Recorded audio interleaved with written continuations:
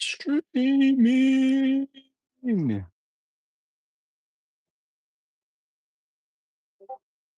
Okay, come on.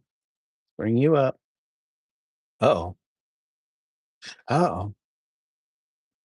Well. Oh, it's so warm outside here. Hello, everyone. How are we doing? Happy holidays. Merry Christmas. Happy Hanukkah. Um, Happy Kwanzaa. Happy whatever holiday is going on, or happy no holiday. You don't have a holiday. No holiday. What's up, Dave? Happy Kwanzaa, Dave. All right, let's get this party started for Twitch. We up in here. We had some lunch. We got some painting to do. I should be working on the on the kids' book stuff. You know, I'm just being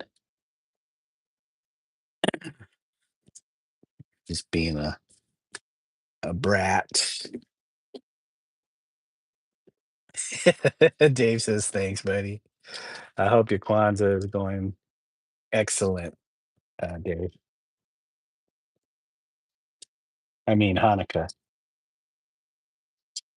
I mean, I mean whatever that other holiday is that most people celebrate.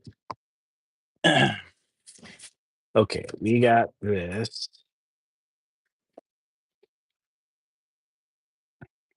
Happy Consumer Day, the ultimate consumer day of the year.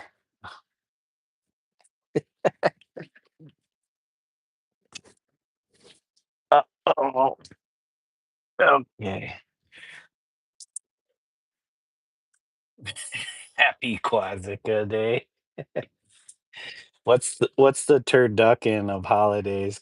What is that called?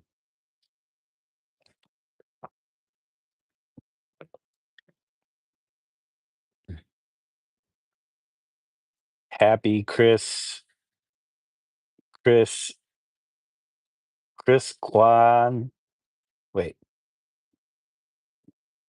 Chris Kwanzaa Chris Kwanzaa.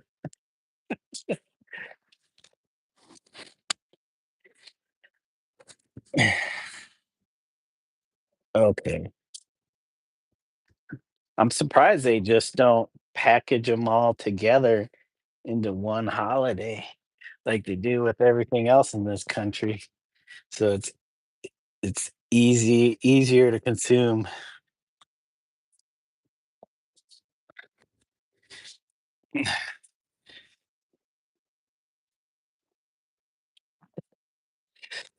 Okay, let's see. We got our brush, we got our water, and you know what? I'm trying to redo this cityscape. I screwed it up. The freaking lights are jacked. They look like garbage. Like straight up garbage. I don't know. Maybe I should just leave them as garbage. But oh, I already have my paints on my desk here. Well, I'm trying to find them in my containers. Okay.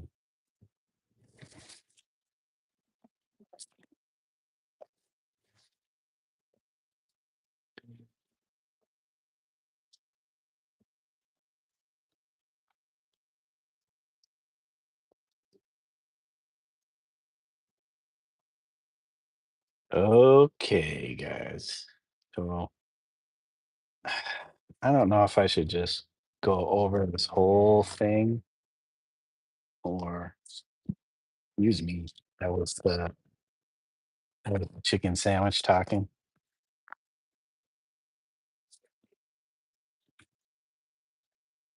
Okay. Chicken sandwiches is talking. Well, the glare from the light off my head. Hello, Ice Spice. How's it going today? Hope you're having a wonderful day. Thank you for joining us in the chat. Wonderful evening. And let's see. What other color do we need? White. Our friend the white.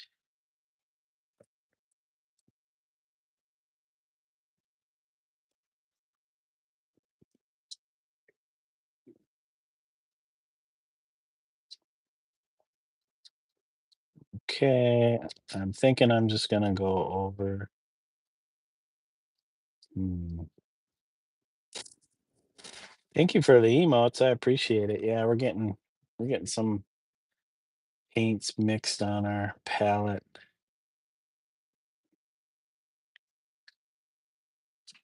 And I feel like some whites are missing here. Oh boy. Let me see.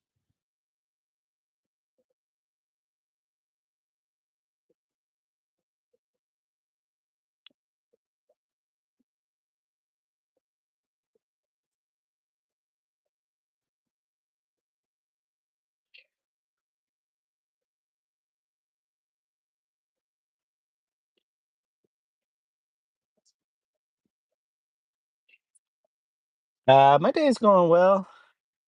Sorry, I didn't see your comment right away. Ice Spice. Um, Even though it's right in front of my face, it's going well though. Any day where I get to paint is a good day. Even if it's been the worst day ever. If I get to paint, it's a good day.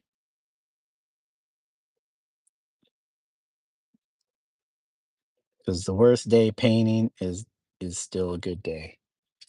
That's good. That's good. Haha, that's good. You too? Are you a painter, Ice Spice, or are you an artist? Do you make stuff or do some kind of arts? I feel like most people that come here usually do something. Yes, a professional one? Oh, nice. Nice. What kind of stuff do you do? Well, I feel like I got paint on my camera.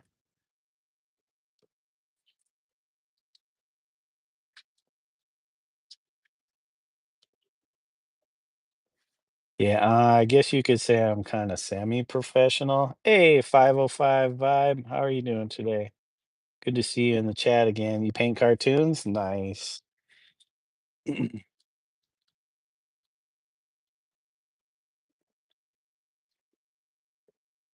Is this like fine art stuff, or you do cartoons for like webtoons or um I don't know where else they would publish because I feel like newspapers, they're still newspapers, but usually those are syndicated.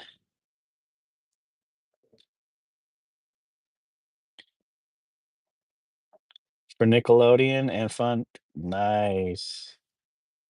Nice. That's awesome.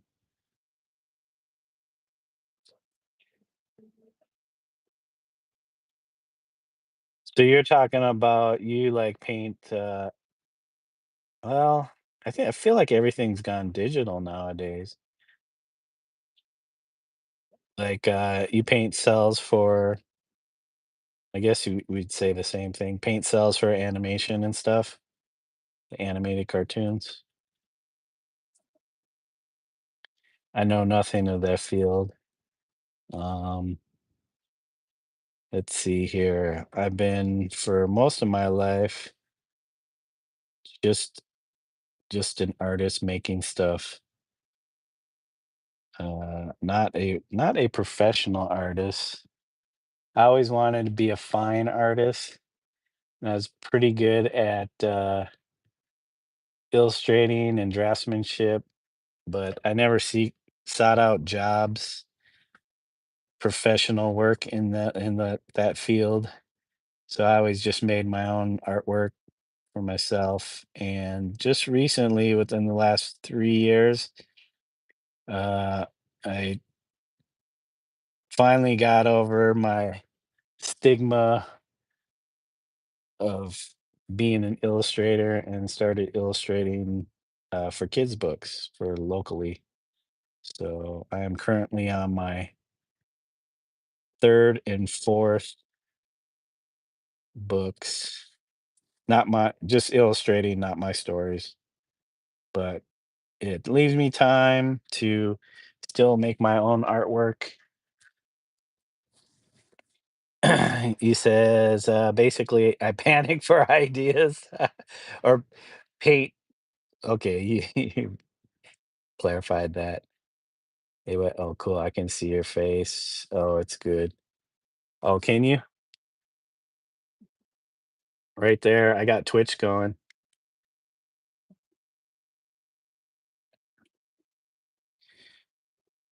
Oh, for a second, I thought I wasn't wearing my glasses. I'm like, "Why is everything so blurry?" But yeah, I do these characters. These are my Oni characters. I do some other characters too. I also do kind of abstract stuff, but most of my earlier work was figurative, but more illustrative, maybe a little decorative too. Fine arts is hard. Oh, handsome. Thanks, Ice Spice. um, but yeah, I'm trying to fix I was doing this cityscape and I screwed up my lights. All these lights, it just went overboard. I started off good, and then I just kind of went crazy and started putting all these like lights in, and it was like, now it just looks terrible. So I am going to try and fix this. I'm gonna go over this stuff and try to make it look more, give it more of a glowy feel.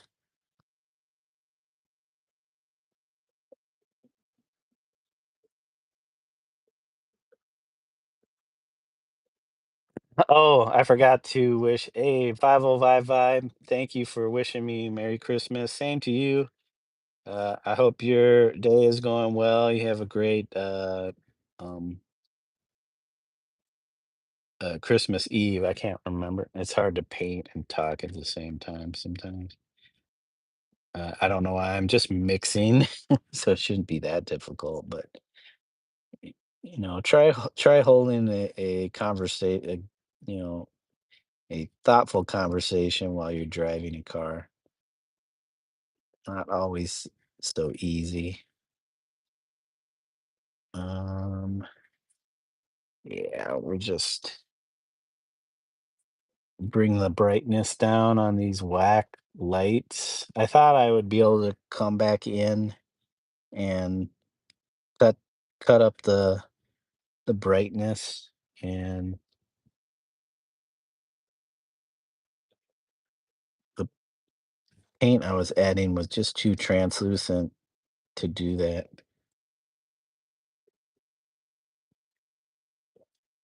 But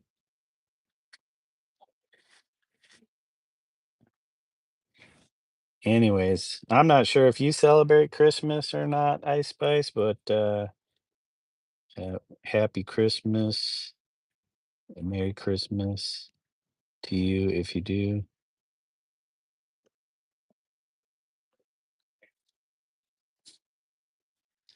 Having all these cameras are phones, basically my phone's set up in the way, makes it a little difficult to paint without having a camera right there. Okay, we'll fix all this, so hopefully it'll look a little more, I don't know what, atmospheric or glowy. I don't know what the word is. I can't, it's hard to get to my water container with this cameras here, but we'll do our best.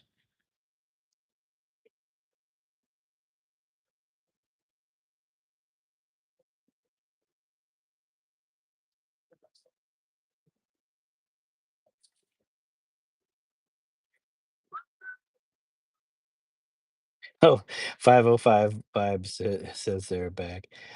I was just wishing you also a very Merry Christmas, 505 vibe, if you didn't hear me earlier. Am I using translucent paint? No, there's certain colors, Dave, that are just translucent. And then if you kind of thin it with water, it's even more transparent. Not, well, I guess the blue that I'm using is a little transparent. I'm mixing it with this bone black, which is also a kind of a transparent color. So I guess you can say yes, I am.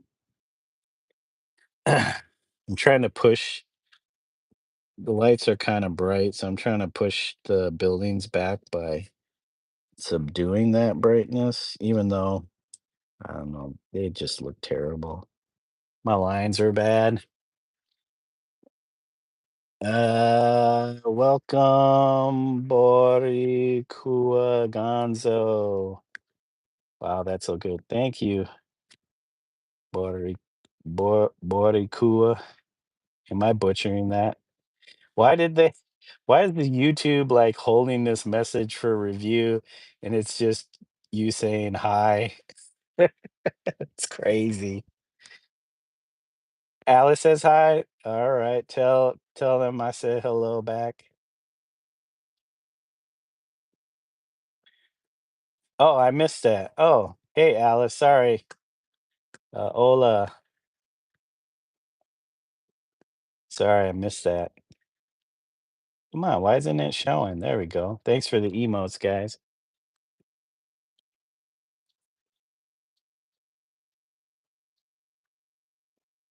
Yep.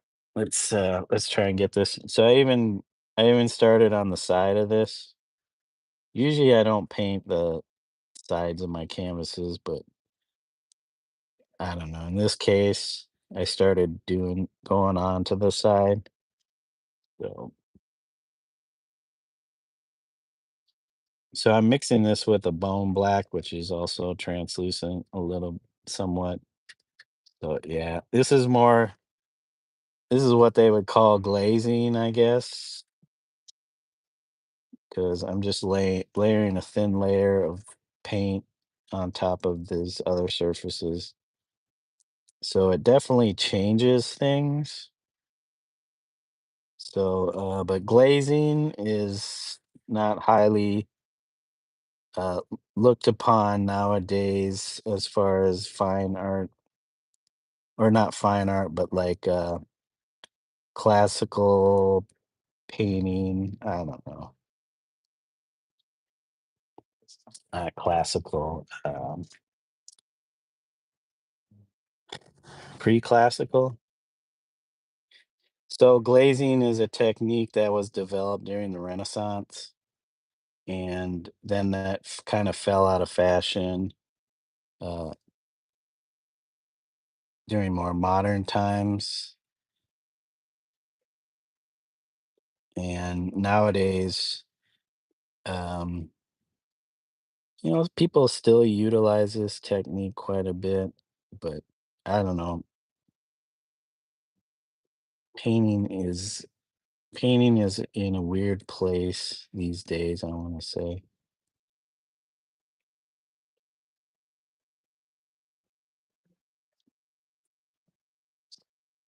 Says glaze reminded me of donuts. Dave, I can't talk about donuts anymore.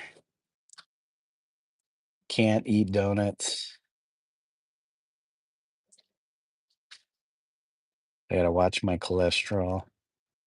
I don't know where it's at, but last time I was at the doctor's and they took blood and they got the results back. My cholesterol was high. So, hey, Demon, yo, what's up? What's going on? I'm waiting for somebody to come in with the name Updog.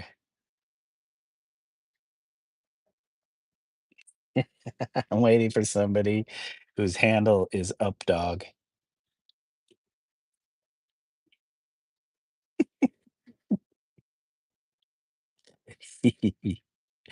Nobody's falling for it. Nobody's falling for it. I was being serious though, but I was waiting to see if anybody was. When's the last time you had a snack buddy? Um, if you can call the chicken sandwich I had for lunch a snack, it was just like a few hours ago.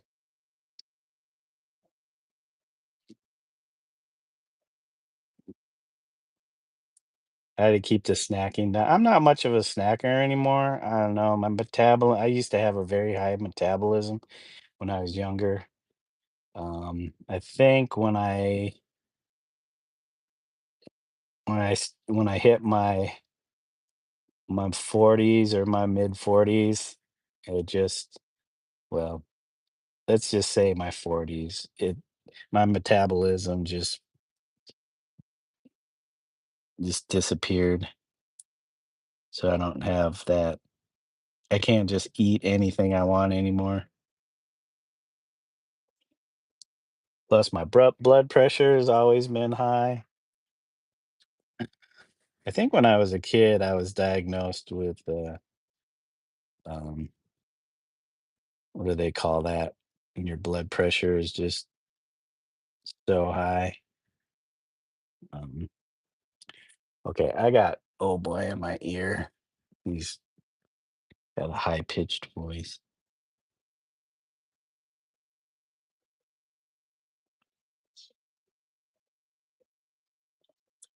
You know what I should do is add the glow in. Well, do I add? I glaze in a glow.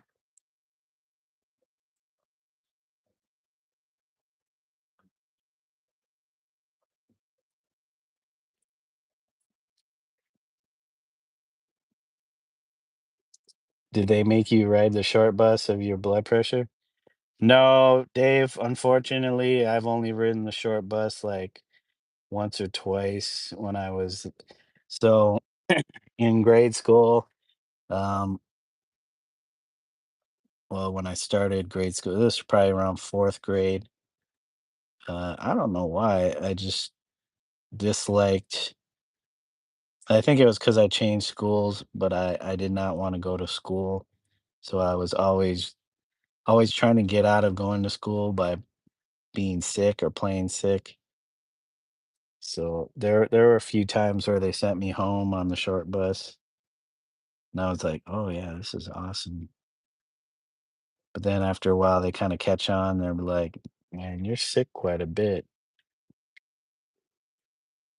But yeah, I could kind of make myself sick,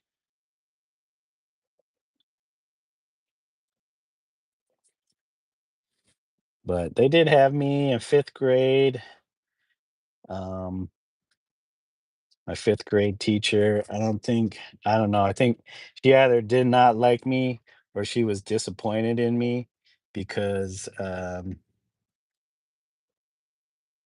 I don't know, for some reason, she had something against me because all I wanted to do was draw in class, draw Garfield,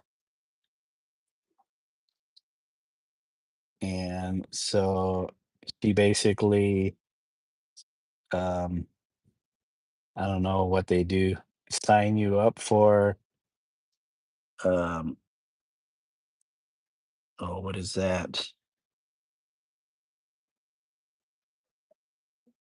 basically the class where they send all the dumb kids, but they're not really dumb. They just don't want it. I feel like, yeah, they're legitimately not smart, or they just don't want to comply. Special ed. Yeah, she would send me to special ed, and I'm like, well, this is good because I can draw. I can sit there and draw. So maybe that was her reasoning, was like, well, if he's gonna draw, might as well send him to special ed because I don't want to see him in my class drawing. So I don't know how long I did that, but plus I was an awkward kid in from fourth to sixth grade, and then awkward in middle school, and then awkward in high school. Actually, not when I found skateboarding, then I feel like I wasn't as awkward, but at that period, people, I don't know, they look differently upon skateboarding nowadays than they did back in the 80s and the 90s. Wasn't as highly accepted back then. But once I found skateboarding, I didn't give a crap about anything. King of the short bus and just a normie on the reg, bud. Yeah. It's nice. We got up dog. One, two, three. What's up? Up dog. Nice. All right. I know somebody made a new account because I made that joke. What's up, dog? What's up, dog? Good to see you in the chat. Do you want to know something? What's that something? Or is it just a coincidence that I was talking about wanting to see Up Dog? Yeah, okay, bye. I figured it was somebody. But don't you see that's an awesome name? I'm sure other people have grabbed that name before, so but I still think it's funny.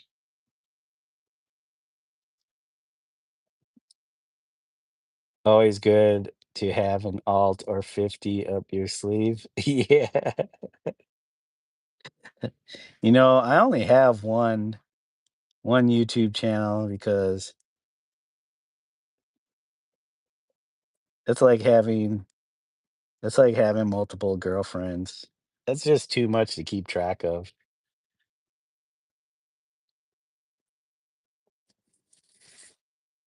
You said I have 1, 2, 3 on this account, I think. Yeah, you got 1, 2, 3, C. Is that how many subs you have?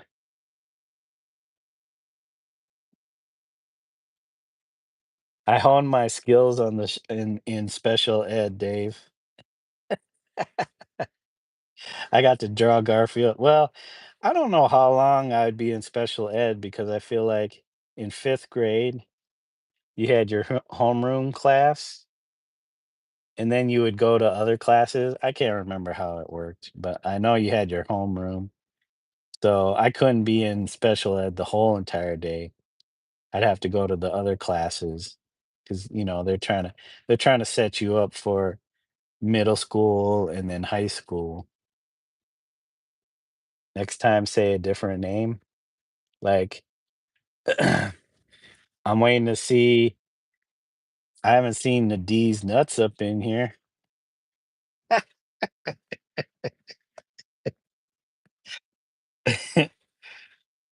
Ain't no D's nuts up in.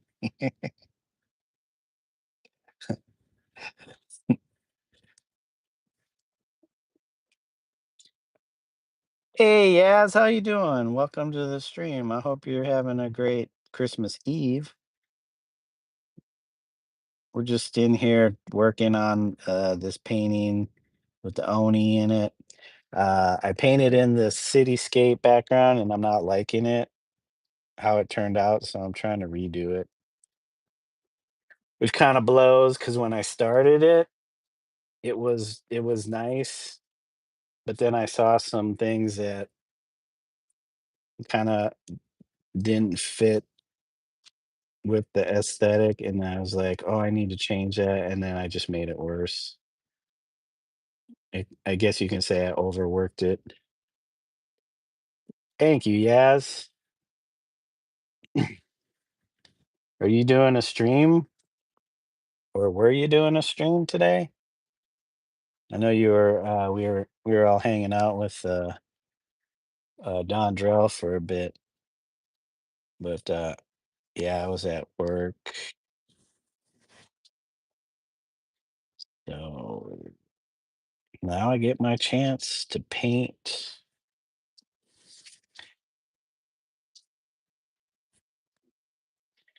This is crazy. Why is YouTube holding messages that aren't even offensive? Hello, Mary Michael. Says you need 4 more subs. 4? Did somebody take away my subs? By the way, you're 505. Dang, 505. These are your all your other aliases?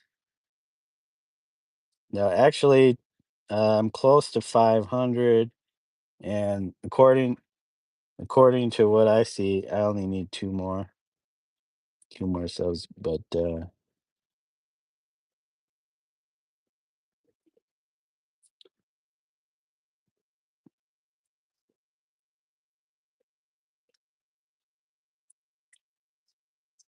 I probably have to let this bit, dry and do the other side. Don't wanna go all the way dark yet, but let me do this. Thank you guys for the emotes, the love in the chat. I did so not today, usually you do on Wednesday. That's why I figured I feel like you use that middle of the week block for your streams. Took the day off oh, you're doing one for yourself, yeah. Are you doing a Christmas stream then?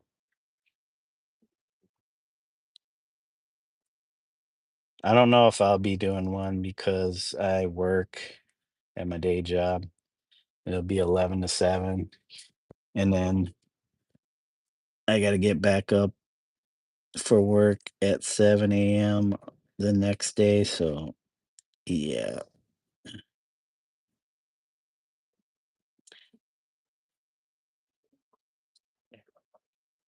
505 is back in their normal suit, their usual form. Can we do rock, paper, scissors? Okay, how are we doing this again? Are we gonna go 1, 2, 3 and do it on 3? You let me know. Okay, ready? Okay, get ready. You're hoping for a Good Friday chicken cast? Oh, wait, Friday is Good Friday? No, no, next one will be Saturday. I go live Monday, Wednesday, and Sat oh, okay. So this Saturday, guys, go check out, Yaz, the artist. Yaz streams quite a bit on, her channel,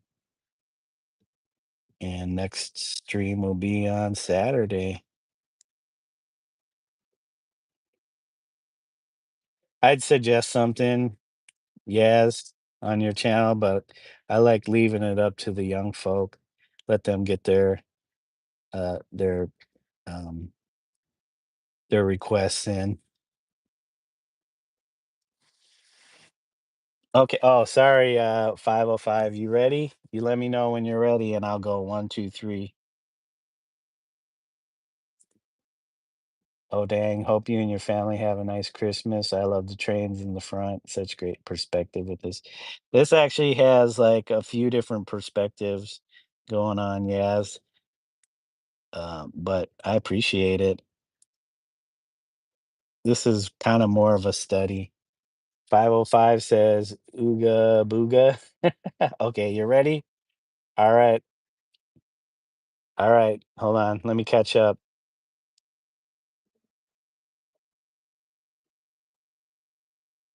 Man, it's kind of laggy. All right. I'm gonna go. So we're gonna do one, two, three, 505. So get ready. All right. One, two, three. Oh wait, it's even happening on Twitch. The kids love the doodle request. Yeah, I see that. It's fun, you know. It's cool to see all the young people in there um throwing out their ideas and seeing what they're into. Oh, we did paper? All right. We got two papers. All right. Hold on a second. We'll do it again. I'll do one, two, three, and we're going on three. All right. Let me let it catch up. Okay. All right. You ready? One, two, three.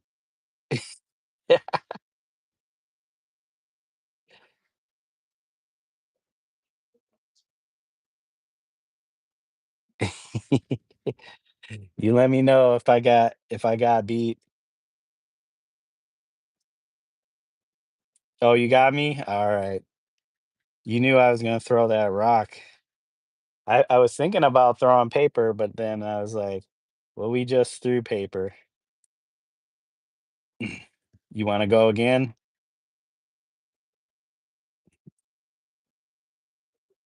Is there a story behind this piece? Actually, it's like a tribute it has to, I don't know if you've ever heard of, the Kilroy was here, and it was like a little figure, from, like, World War II created by this guy. His last name was Kilroy, can't remember his first name, but he would draw this kind of face looking over a wall with his nose hanging down and his hands over the wall, kinda looking at the viewer, and it would say, "Kilroy was here."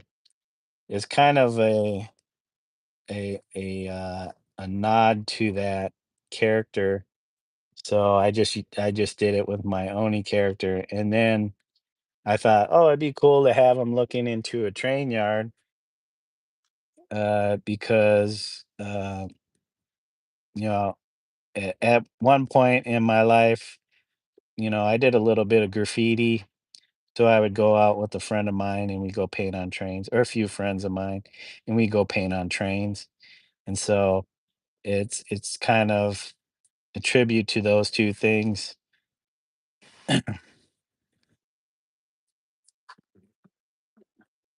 Sure. Okay. All right, vibe. Get ready. I'll wait till the video catches up so I can see.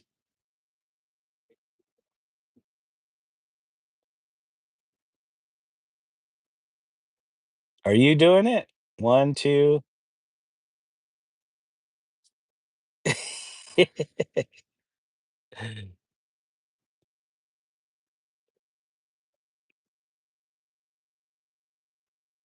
Yeah, usually, yes, I always have like, there's always something that's inspiring a piece. All right, did I get it, vibe? Did you toss scissors or did you toss rock? You got rock, so it's tied up. Are you gonna do it again? How fun. I love seeing graffiti. I've never done it before, but I do enjoy it. Yeah, I didn't have a huge run. There was probably like a year or two where I did do a little graffiti. Um, I like doing more. Well, I can't say I liked I only really liked painting on trains. I mean, we would some of my friends, we would go out, paint, do a little bombing, but not much. I got a little taste of it, let's just say that. I was more of a fine artist, and in my early years, like in my 20s, I had friends that were graffiti artists, and when they would go graffiti and they'd be like, "Hey, Corey, uh, you should come out with us." And I would always be like, "No, I paint in the studio. I don't do that." You know, because they would come over to my house and they'd see all my artwork on the wall, and they knew I was an easel painter or, easel painter, drawer, draftsman, whatever. So they knew I had, like, the ability to do it, but I had never used spray cans before. So they would be like, "Oh," and then, I think I may have gone out once or twice, just to hang out, but, um, yeah, I never got that bug until much later when I was in my later 30s and where I felt more confident, like, with the things that I was doing, and then I started going out with some younger people that would go out, and I enjoyed being around the trains and painting on the trains. I didn't painting on other stuff, it was okay, like walls or whatever, but there was something magical about painting on these huge metal beasts that you knew would probably go somewhere else. So I did a little bit, but not a whole lot. But there's some stuff I wish I had pictures of, but if I did have the pictures, I'd probably be like, "Man, these suck." So it's better that I just have the memories of it and it stays within that realm of like being something magical and special. You said I had my Siri on accident and I said all your words that you said. Oh, it captured all the words that I said? Now you're gonna get crazy ads.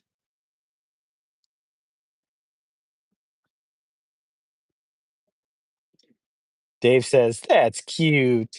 Oh, the sentimentality is gonna get you.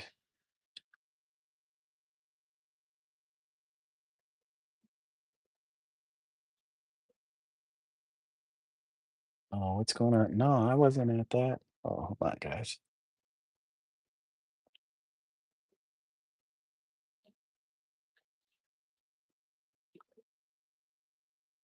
Okay.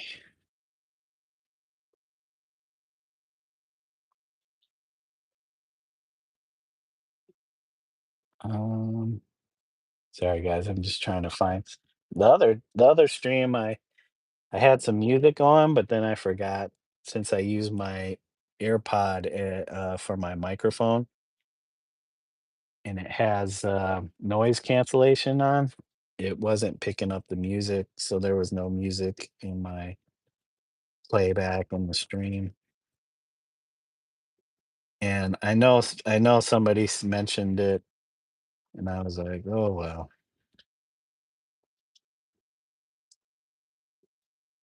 Oh my God, YouTube is being so weird. It's not letting people say, like and subscribe and all this stuff. Must have been thrilling. Yeah, you know, there were some moments where I would go out by myself and like, I don't know, this was in Minneapolis, so I didn't really feel like I had um even though Minneapolis is kind of a it can be a friendly city, but it can also be a not so friendly city, but it's not like New York or LA where, you get you get walked upon by the wrong people or the right people that they'll mess with you or take your pain or beat you up, do all kinds of stuff. Not to say that that can't happen there, but I feel like it was less likely. But I had times where people would walk through the yards and I'd notice them and I'd hide and just kind of watch them. So maybe I was more of the creeper than they were. They were probably just walking through the yard just to get somewhere else, but you never know. You're not trying to take any chances, especially when you're by yourself. I could see if I was with somebody. But I had like one time, me and my buddy went out to this yard, which is considered a dead yard where they don't really do much, but like sometimes they'll move trains. They would move the train lines, but it's not like the cars would really go anywhere. Well, certain cars wouldn't go anywhere, but other cars would come in. They'd fill them up with whatever, grain or something, and then take them out. And we had planned on going a little early, and we didn't go out early enough, and it was like 2 AM in the morning, and we kinda get settled in the yard, and we're in between trains, and we get up. There's enough space in between the 2 lines that you could put 1 foot on one line of cars and the other foot on the other, and then get up, and this is what they call floaters.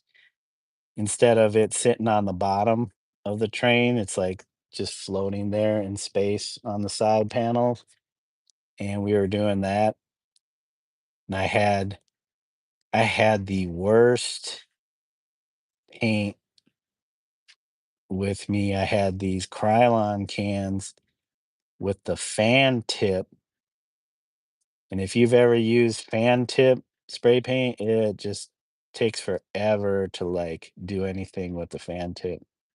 Nowadays, they have better, but the cans, I don't think they weren't that high pressured, but the fan tip just made it worse. And, so I did my outline, and then I was trying to fill it in with this fan tip, and it was just taking forever, and it wasn't covering very well, and it was just super thin and light. And then so I'm like, I get down and I'm trying to figure out what I want to do because I was doing the Oni character and then my name, and I was just trying to fill it in with white for some reason. I don't know. I was stupid, not really knowing what I was doing. I should have had better paint. I should have known better and got better paint. But I'm like, oh, I have these cans. I'll use them. And so I got down to kind of figure out what I was doing, and then my buddy gets down and we see like down the line this light just like from a vehicle just straight down the line we were painting in between, or the lines we were painting in between. And so we get down and ducked, and I'm like under the one line that we weren't painting on, and just watching to see what they were doing. Turned out to be the yard workers, and they were getting ready to move the line. So basically, we got down, and then you all of a sudden that line we were painting on, uh, they hitch up a engine to, so it sends the line moving as soon as it backed in and hitched up. That whole line just kind of like dominoes. The energy went through it, and then the line moved a little bit. And I was like, "Ooh, I'm glad I wasn't standing on when that happened." So we basically got out of there. We didn't finish our pieces. We got out of there, and, like, I think we went around the block, and then we came back, and then we were like, "There's no way they're taking that line away." So That was a night where we didn't get to finish our pieces, and funny enough, they ended up that particular car ended up in this spot, kinda in the same area, but it was, like, on this main thoroughfare, and so it sat out in front for a bit, and you could see and I'm like when I finally saw it in the daylight, I was like, "Man, my piece wasn't that big." Plus, it was unfinished, so, uh, yeah, there was that sitting out there, just unfinished. More it looked more like, "What are these white blobs?" Or at least mine was, "What are these white blob?" So, yeah, but, I have that memory, even though we didn't do nothing or we didn't finish our pieces, it was still fun, so, anyways, it sounds like good memories. Yeah, I have a bunch of those, but I won't share them all right now because that's just a lot of talking, but yeah, it was. I don't know if I would go out now. It would have to be something, like a special event, a legal event.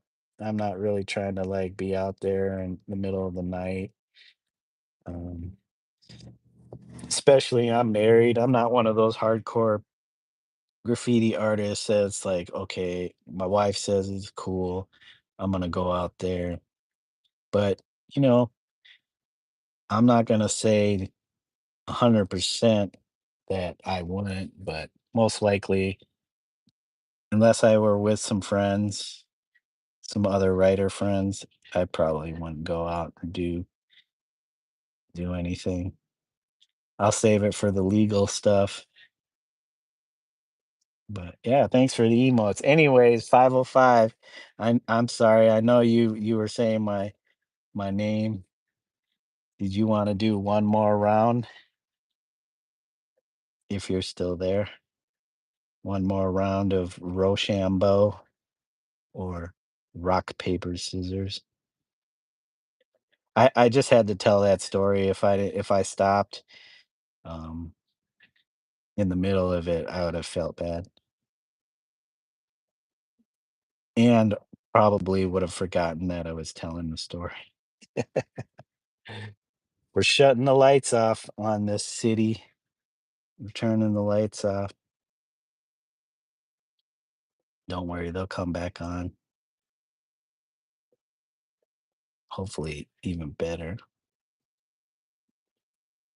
Yeah, it's like, at my age, I don't need to be going to jail for graffiti. That's a young person's sport, if it's a sport at all. But yeah, I'm not gonna say never ever, the right conditions, the right people. Man, let's see, when I did start going out with a younger friend of mine, because he was definitely more of a bomber. When I did go out with him, let's see, this was about 2008, 2009. So I'm gonna date myself right here.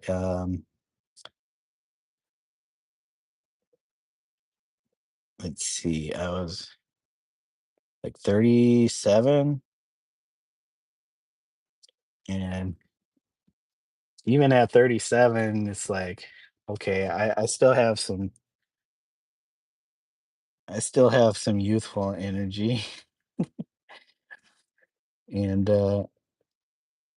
he had this spot that was like right across the street from his apartment building, and it was a billboard, and it was a really good billboard spot, and I'm like, okay. Well, we ended up going to the bar, somewhere downtown Minneapolis, had some drinks or whatever. And then since we had those drinks, the liquid courage, um, we started doing stuff along the way back to his apartment, which was on the other side of the city. So we were like bombing stuff along the way, and I got even more and more confident as we got closer to his house after doing all that stuff. And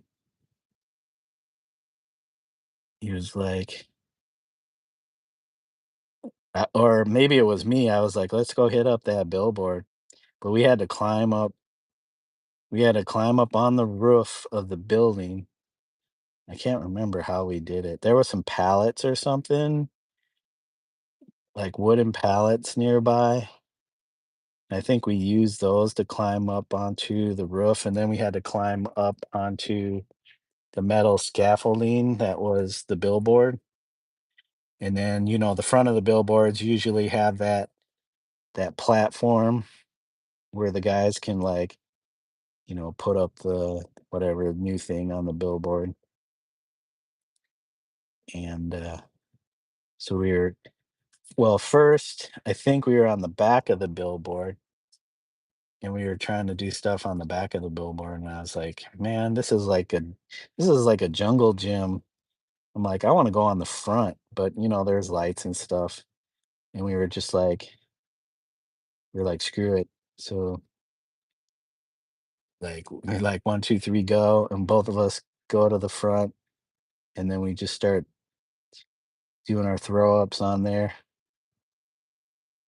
which is a quick outline and fill. Actually, it wasn't even a fill because I don't even think we had any fill paint. We were just doing the outlines, which they call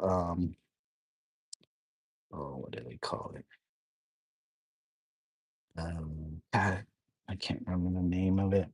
When you don't have a fill, it's just I guess you can say outline, but there's a specific name for it in the graffiti world. And we just did that on the front and then got out of there. And then the next day I went back and I got some flicks of it, some pictures. It was okay. Mine was definitely sloppy, but I mean, like, come on. You're out there, you're bombing. You're not trying to like you're trying to do the best you can, but not everything's gonna be perfect. And I didn't have the experience of doing a lot of graffiti at that time. So it is what it is, or it is what it was, but you know, it wasn't bad. I can't remember how long it sat up there before they finally changed it out. And so the ad on the billboard was a McDonald's ad for French fries, and it was all red, so it was perfect. So you could see, um, I think the paint we were using for the outlines was just black, so you could see that black against the red, just perfect. But yeah, that was probably the only time I've ever climbed up to a billboard, but not the first time I've climbed up on buildings. Geez, I'm like almost 40 years old trying to like climb up on stuff. Surprised I didn't sprain my ankle. I have bad ankles from skateboarding. So one time I remember we had to jump down from this roof after climbing up it. And I'm like, I know it was quite a bit of a drop. And I'm just like, I'm surprised I didn't sprain my ankle dropping down to the ground. But that's what makes it fun. Y'all were brave for doing what I would have been a bit.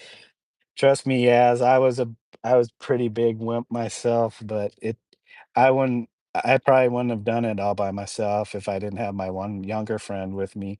I probably wouldn't have done that.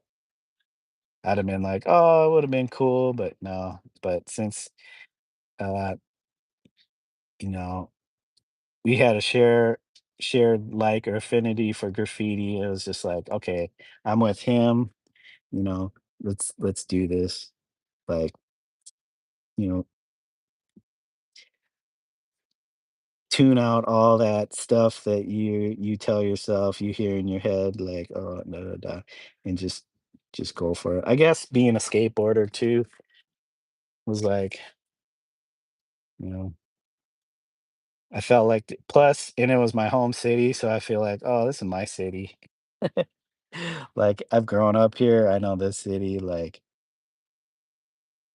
let me give this a try because all these other writers are getting up. But so I got a little taste of it. Now I have friends that are more deep into it than I, and they're real graffiti writers. I'm just like what they call a toy. Gonna make some cookies, but keep the stream out. All right, yes. Cookie sounds like a very good snack right now.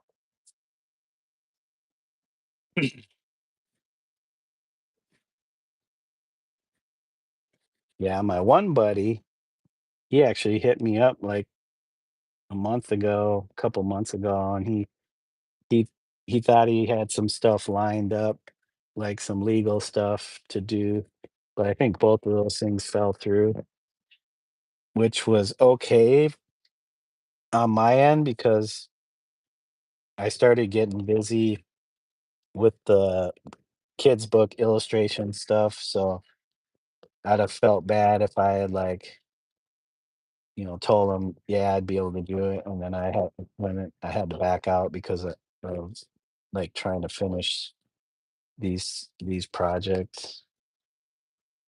So maybe I'll see about next year when it's warm. It'd be nice to hook up with my one friend. The other guy the younger guy that kind of got me to go out and do graffiti. He lives out. He's married now. He lives out in L.A. He's out in L.A. Um, he moved out there a long time ago, along with one of my other friends, and then now that friend lives in Seattle. So, and we all used to skateboard together back in the kind of mid to late 2000s, and then everybody started to move away around 2011, 12. Okay, I don't know why I pulled this white out yet. I feel like I needed the black.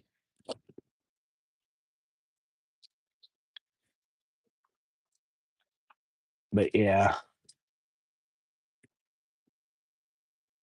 if I get the opportunity and it's like not not any risk, I'll go do some stuff. I'll go do some graffiti pieces. My one friend had a wall, his old place, he had like a fence line that he would practice on. He would invite me over when I was in town sometimes, and we just do pieces on his wall. Some decent flicks, pictures of those times. And then this last one was his younger stepbrother, I guess you could say his brother, um, set up this event. Actually, he had two things that he got got for us. One, he worked for a landscaping business, and the landscaping business had two big metal shipping containers that they used for storing some of their tools in. He worked for the landscaping business, and they let us paint on the backside, like do up the backsides of the shipping containers. So we did some pieces for them on that. Uh, since my one friend is way better at lettering than I am, he did the name of the business on um, one of the containers, and then I did this big old frog on the other. And then for the background, it was like these Japanese patterns. And then on the side, this the street side, because this was facing a big field. On the street side was the small end of the container. I painted a loon on it, and then more of the Japanese patterns for the background. And I think it's still there. I haven't think I drove by it, but I didn't like drive by it to see what condition it's in. But yeah, our young friend, he doesn't work for them anymore, but when was it? Maybe 2022 or 2022, he set up an event at a coffee shop. Maybe it was 2023. It was like more past COVID times. Um, hey, Ralphie, welcome. Merry Christmas to you, Ralphie. I couldn't make my Christmas artwork because right now I'm on vacation and my schedule these past few days was hectic. And no worries, Ralphie. Sometimes things work out like that and we gotta wait. Yeah, this one friend set up uh, a coffee shop event, and me and his older brother, he got to paint a wall that he set up for the event. They had musicians, people selling their clothing that they designed there. It was pretty cool. But we were just like the guys that came in and just, you know, added some visuals by being the guys that would paint during the event. And that was pretty fun. I enjoyed doing that, so I could see doing more of that, but I don't know. I'm more of an indoor cat. I used to be all outdoor cat, now I'm indoor cat. Like, "Oh, yeah, I gotta go outside. I just wanna be inside."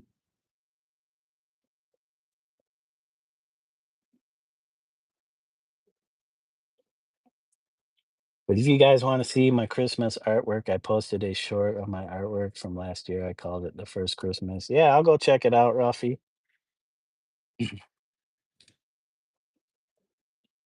Let's see, I'm not even listening to anything um, on YouTube, so I can probably bring it up.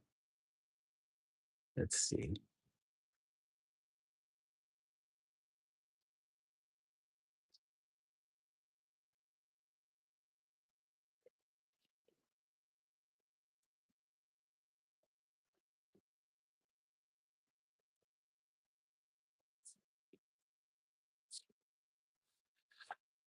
I really hate YouTube because if you're trying to find somebody and you don't have their correct handle, you cannot find this person. So I guess I have to. Oh, I'll do it. We do have your full handle, X7T. It's like what the who is that?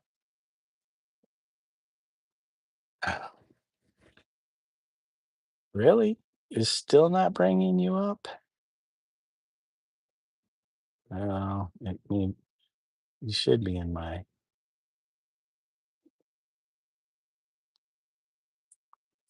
Let me see. Should be in my channels that I follow. Yeah, what's going on, YouTube? Make it so hard to find people.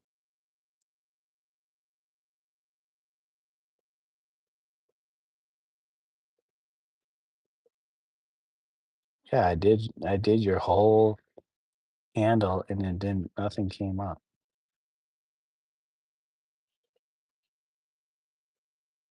Oh my god, this is the problem with following so many people. It's like you can't find anybody. Oh, here it is. Ralphie Draws. New channel. Said it was shorts. Artwork revisited the first Christmas. Hey, you got 592 views on that, 24 likes. That's pretty good. I don't know nothing about shorts, so maybe that is good or it's not good. I don't know.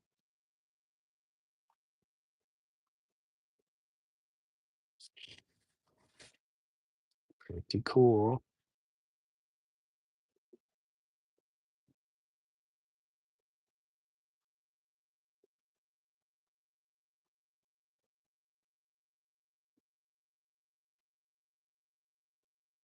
It's like a manger scene.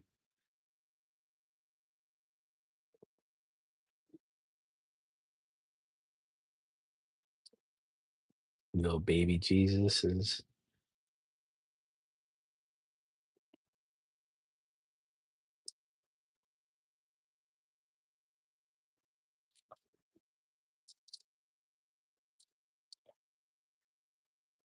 will add to the likes. It is now 25.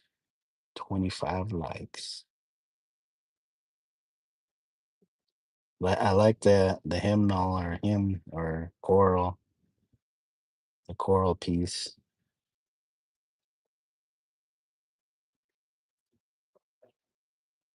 Man, when I was younger, in my 20s, painting, like,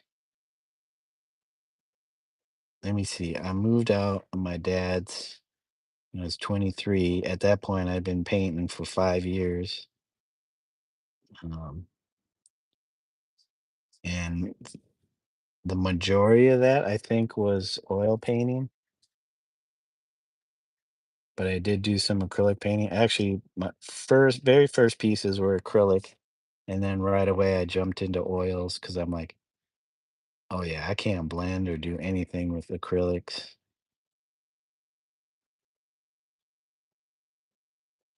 And I was like, I'd been watching Bob Ross long before I started painting. And that's kind of what, um, just watching him and that other guy, Willem Alexander, on public television. I was like, well, these guys can do it. Jeez, I can do it. Hey, 505, welcome back. So I'm like, all I need to know is where to get the materials from because I've been watching these guys paint. I know what I need. I just need to know where to get the materials. So, and by that time, I already had I had been working my first job for a couple of years. So I'm like, I got money I could spend. So I can buy my own supplies. I don't have to ask my parents for money or nothing. I'm just like, I'm a working man. I make my own money.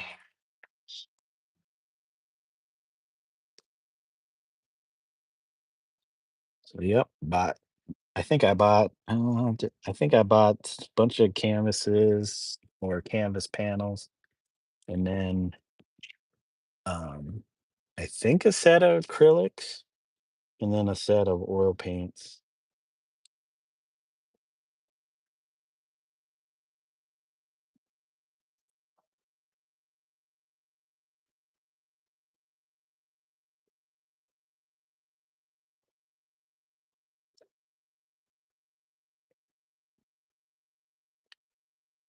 And that is where it began, my love of painting.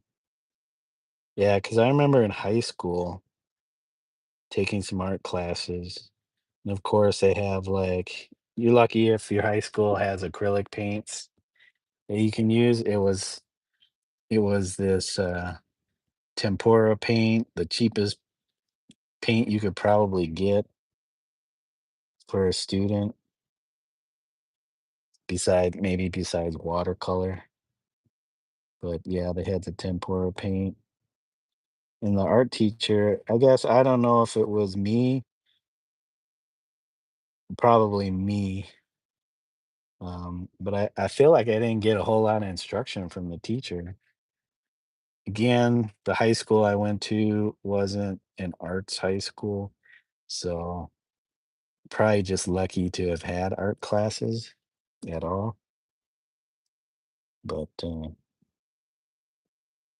I don't remember much encouragement from the art teacher. I feel like they're like, "Oh, this person, they're they're they're just doing it because, you know, I was always kind of making stuff growing up, but I didn't have any like real mentors other than Bob Ross and Willem Alexander and Mark Kistler, all these guys that had shows on public television at that time in the 80s, and the many books that I had before that on drawing and stuff, and then the art books that my parents owned books on, but they were in Japanese because that's where they got them in Japan. Um, when they when my mom and my dad visited Japan to visit my mom's parents or grandparents or I don't know family over there, but I think they were gifted a bunch of art books. So there was like a Van Gogh, Pablo Picasso, some uh, some small art books on Japanese ukiyo-e prints. Um, and as a kid, I got to peruse those and just I would just look at these books. I think maybe even a Goya book, Francisco Goya. They had quite a few. They were like hardcover and stuff. The Picasso one was big, and I would just look at that thing so much. It was the same for you in art class. I remember the terrible tempera paint. Yeah. It's like the school can only afford so much. Their budget, the uh, art department had a very small budget, probably compared because we had in my high school, we had a science, technology, and math program, which was at that time uh, it was described as a magnet program, but nowadays everybody calls it STEM, I guess. And so they had the science, math, technology program, and then the other big program at the high school was theater. And it'd been maybe it would have been cool to get into theater, maybe doing like set designs or something, but honestly, I don't ever remember seeing any theater stuff. So, but yeah, I was in the math, science, and technology magnet because I had no idea what I was gonna wanted to do. Shoot, even when I graduated high school, I still had no idea what I wanted to do. So I ended up not going to college. I don't even know if we could afford it back then. Um, but I joined the workforce at 16. I was like, I'm making money. I skateboard. I've been skateboarding since I was like 12, 13. I'm like, that's all I want to do. And just make art, make stuff on my own.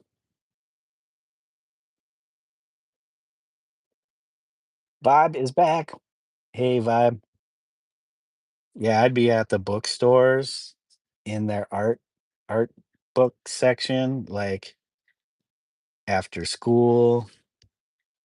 After school, I'd probably go when I was heading home, I'd stop at the bookstore or go straight to the bookstore knowing I'd just hang out there and then look at the books and then go home. But I was always there looking to see if they got any new art books. And I would just peruse those books. for like hours. And if it was something I was interested in, I'd probably buy it. So I was always, I don't know, I was always at the bookstores.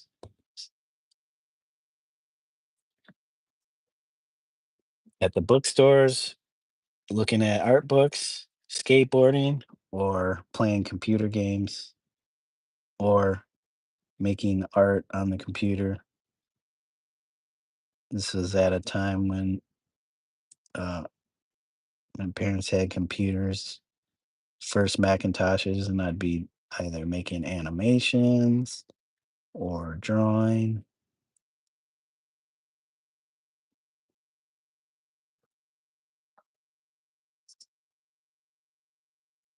I just got Ralphie, I just got your short on rotation. I'm just listening to the choral music. I'm like, "Ooh, this is too good to pass up painting to."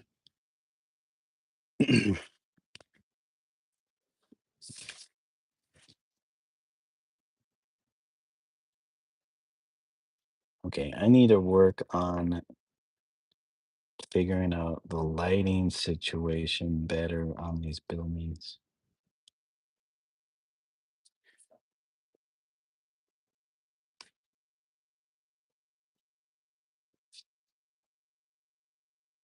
Yeah, I think my very first painting, let's see, what was I doing? I know I did some stuff. So I graduated high school in 1991, and that same year, so I turned 18 in the summer, and I think that's when I was like, I'm gonna, maybe it wasn't quite right then, but sometime that my 18th year, I'm like, I'm gonna start. I don't know what it was. I was always drawing stuff. I was like, oh, I want to try something with colors. And I'm not wasn't a huge fan of colored pencils, even though I've tried colored pencils. I did get into oil pastels because I remember having oil pastels when I was a lot younger as a kid and enjoying those. So I think I started doing oil pastels too at that same time that I was picking up painting.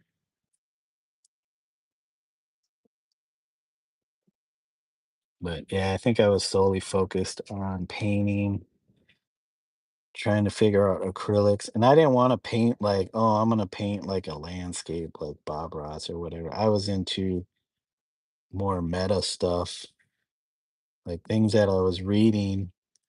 I would all of a sudden just come up with a composition for. I guess you could say I was kind of more compositionally oriented. Thank you, Electric Aura. Appreciate it. How are you doing today? Happy Christmas Eve. I'm just telling stories of my beginnings as a painter.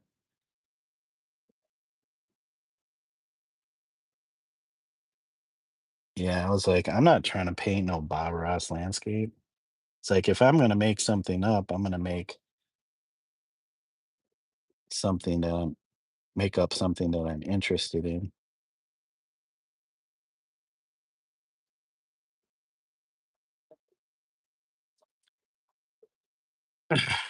So, yep, just started painting at 18. I was like, oh, I could do, watching these guys, I can use a paintbrush. I can mix paints. So I just started painting, like was also into my Japanese heritage. So I was always looking at the ukiyo-e prints and I love the samurai stuff and also reading about the samurai class and feudal Japan and trying to teach myself the Japanese alphabet. but that was a little bit later when I was in my early 20s, early mid 20s.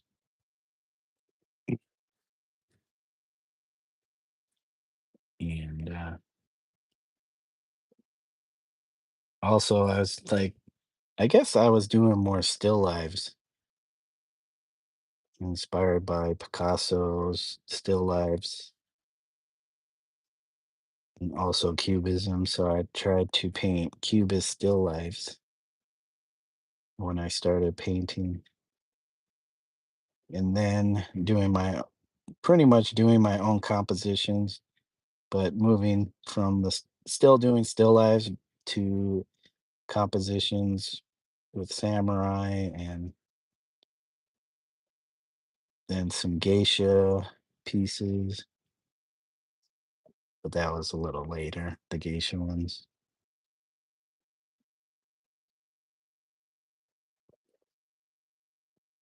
So I don't have a very traditional background in painting. There's some people would be like, oh, go to an atelier or something, or go to a college. I feel like the colleges were a little bit more liberal and they weren't trying to teach the traditional craft of painting.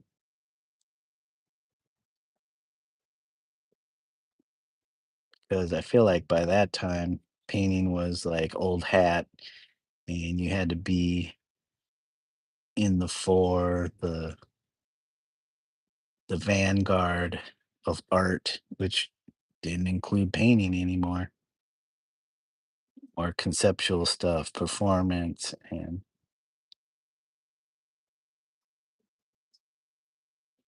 video. Even though people have been doing video since video. But yeah.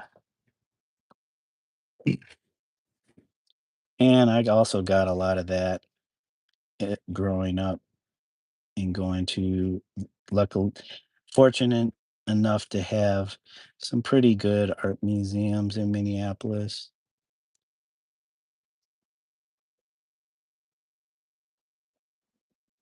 So having like, the MIA, the Minneapolis Institute of Arts, and then the Walker Art Center. And I know I've told this story before on my lives of so my mom worked at the insurance company, North American Life and Casualty, that used to be right next door to the Walker Art Center. Now the Walker has expanded and actually takes up the entirety of where the old insurance company used to be because it went from North American Life and Casualty and got bought out by Allianz, and then Allianz moved from kind of the inner city to the suburbs, and so the Walker Art Center p- bought that land, and then they started adding on to the current museum, or what is now the current museum. So that whole block past the sculpture garden in that corner building used to be on Hennepin Avenue there used to be North American Life and Casualty. Anyways, as a kid, my mom would sometimes bring me to work with her because cheaper than daycare, especially on the weekends when she had work she had to do. You can go into the office, take care of stuff, and I'd be running around the whole building just using using supplies and the copy machines and just making stuff. I'd make like paper airplanes and go in the stairwells and fly my paper airplanes in the stairwells. But yeah, and then drawing cartoons on the printer paper.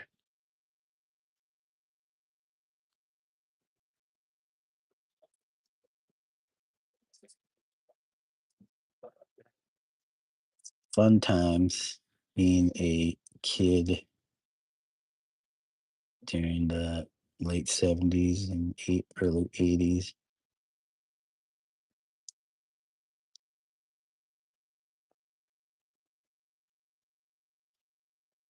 So I hope kids nowadays, even with all the crazy stuff that's going on that only adults usually pay attention to, hopefully kids still have that kind of magical childhood beginning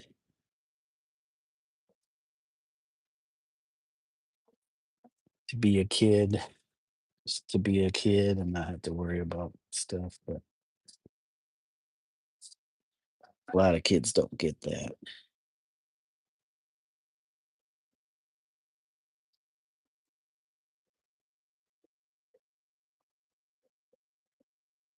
But now, even though I steered away from any kind of professional arts career, now that's kind of where I'm starting to find myself with illustration work. My thing was, man, I'd rather work a job not art related and then be able to do my art on the side. That's how I always looked at it. Yep, to be a kid and not have to worry about anything, and because we moved from the Quad Cities to Minneapolis during the time of what they call white flight, where all the white people were moving from the inner cities to out to the suburbs, where probably they felt like they were safer.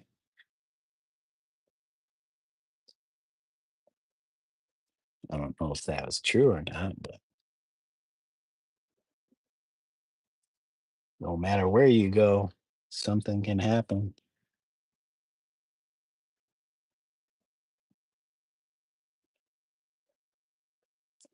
But that gave our family the opportunity to move into a house on the north side of Minneapolis, which the north side has, I don't know how it got this reputation of being like the lower class area of Minneapolis. Not that other areas didn't also home lower class folk, but my parents,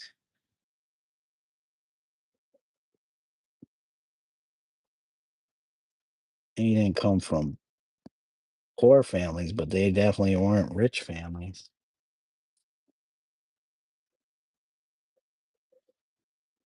Most working class families, I guess.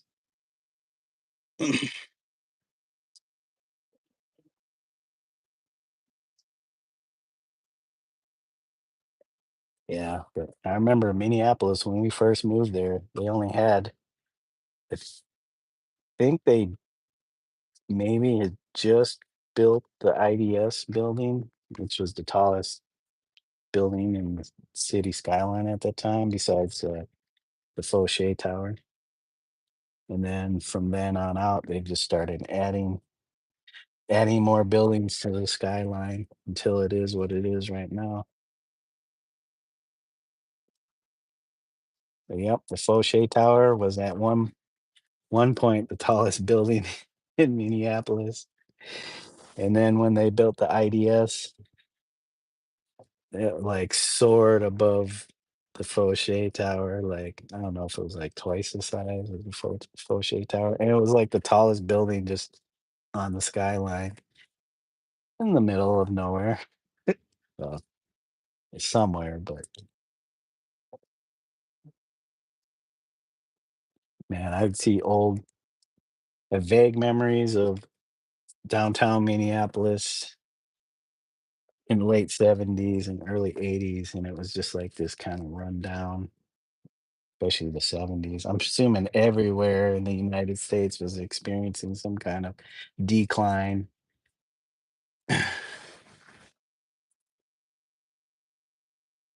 during the 70s,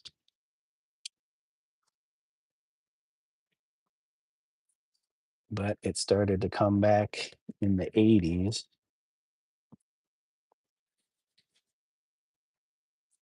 All right, so I'm not sure.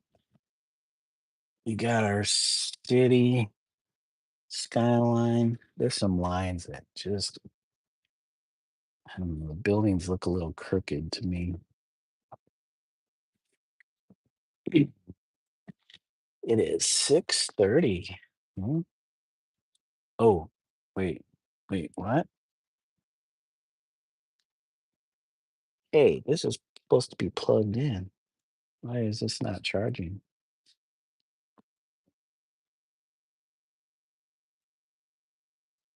You tell me this is unplugged,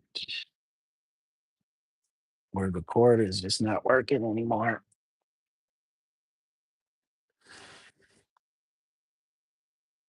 Is it? Oh, this cord is so frayed.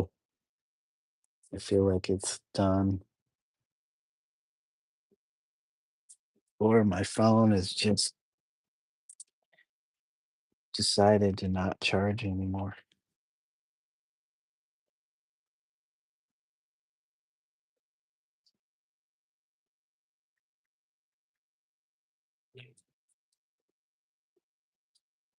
No, don't connect.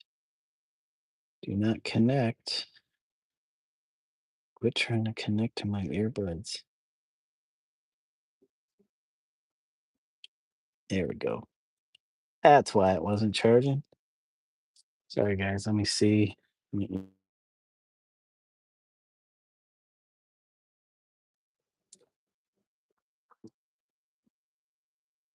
Oh, I'm missing some messages. Close.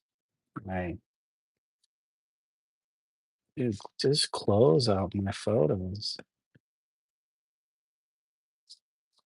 There we go. All right. What about Twitch? No spam. The 80s must have been a fun decade to grow up in. I only caught a few years of it, but I was really young, so I don't remember much. Yeah, from like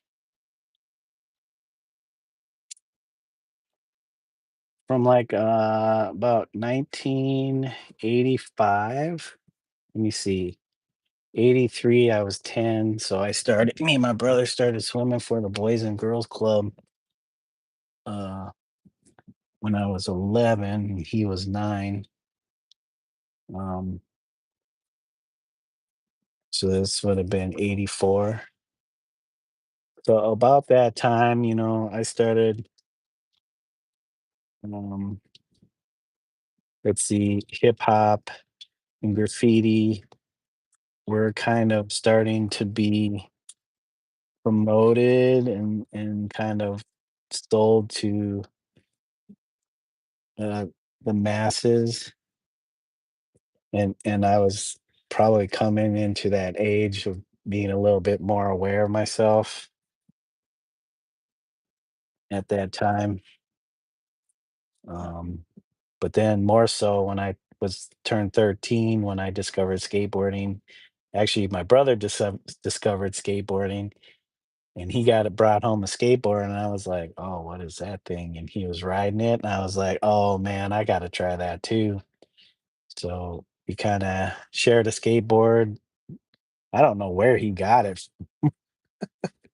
He was the he My brother, he's like 14 months younger than me. He's more of the older brother than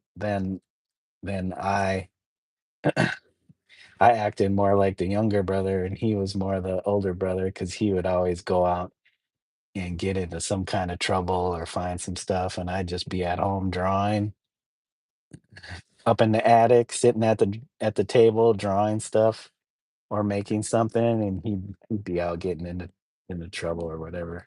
Just like hanging out with friends, not really getting into trouble, but meeting people and and making friends in the neighborhood. And he just came home with the skateboard. I was like, "Oh, what is that thing?" And once I laid eyes on that thing, that was it. That's all my that's all my young mind wanted to focus on was skateboarding. During the off season, it would be computer games and making art. Well, I was always kind of making art, but during the warm season in Minnesota, it would be skateboarding from sunrise to sundown every day, all day. And that's how I got to know my city, you know, was through skateboarding. If I didn't have skateboarding, I probably wouldn't have gotten to know my city like I did. Because we would be going trying to find skate spots to skate. So we'd be exploring all of the city where most people kind of stick to their usual circuits. But yeah, we'd just be all over, going everywhere. We'd skate all day, going from one side of town to the other and back.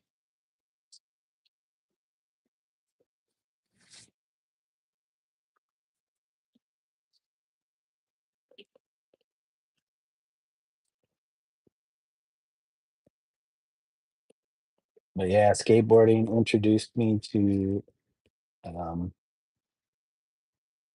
to art that was more commodity based. Like, here are these things that, you buy and it has artwork on it. And I'm like, people make this stuff? At first, I'm like, I didn't understand that. And I'm like, well, people make this stuff. They put this on here. They make these products and they sell it, which I still didn't understand. Like, oh, that's how people can make money from their art.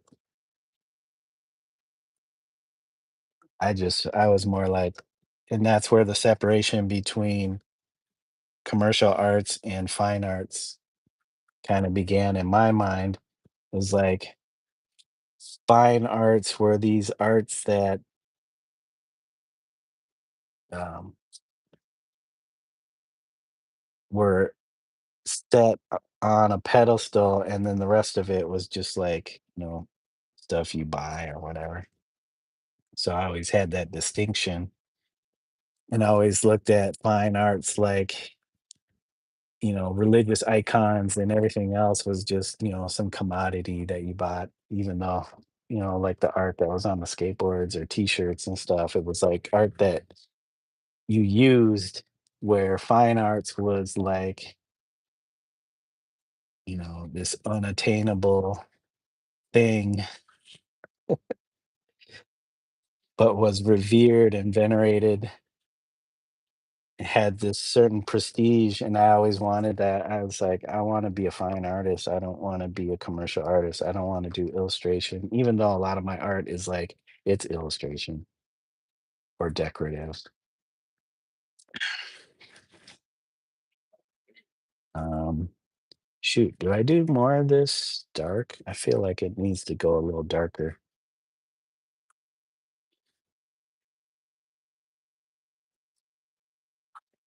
but I don't think I had, like, a snobbishness when it came to fine arts. Maybe I don't know. There was always just that distinction, but not like, you know, fine arts was better than commercial art because people doing commercial art were making money. And I'm like, I don't know anybody in the fine arts that makes money. You hear about it, you read about it, but I don't know anybody personally that's in the fine arts that makes money. But there are a lot of commercial artists out there.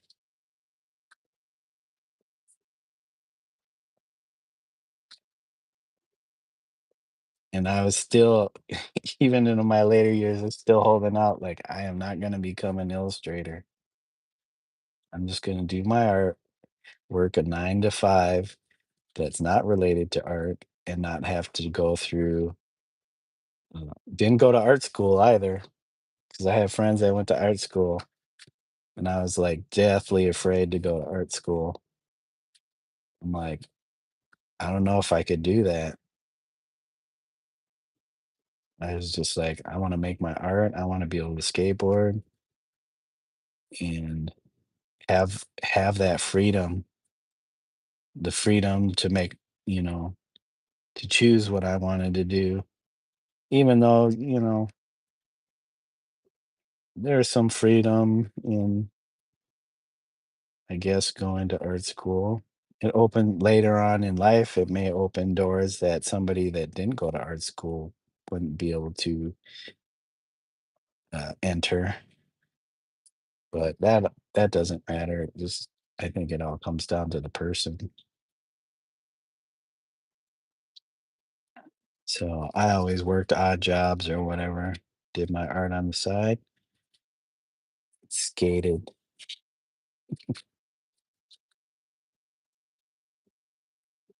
but I don't think I would change a thing, even though I think about, like, what would the me that went to art school be like if I did had made that choice, work to go that route? Maybe he'd be more miserable. Maybe he'd be even more disillusioned than the me of this this time is,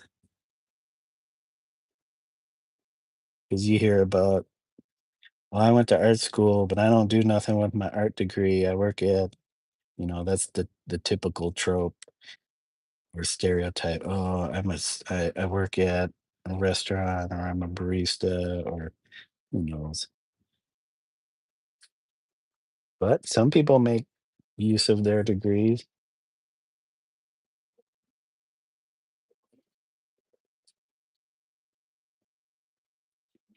I couldn't imagine at that time being able to afford or pay for that for art school.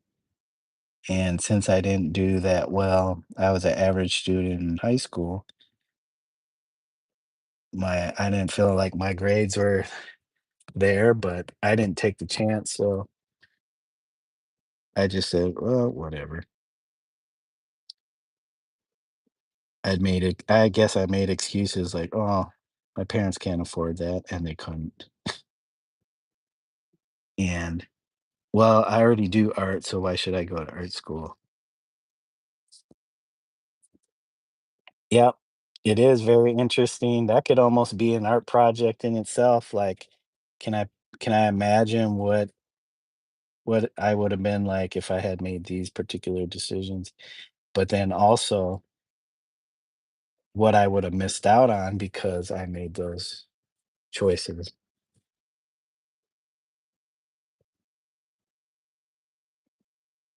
Like, would I be a snob, like a fine art snob,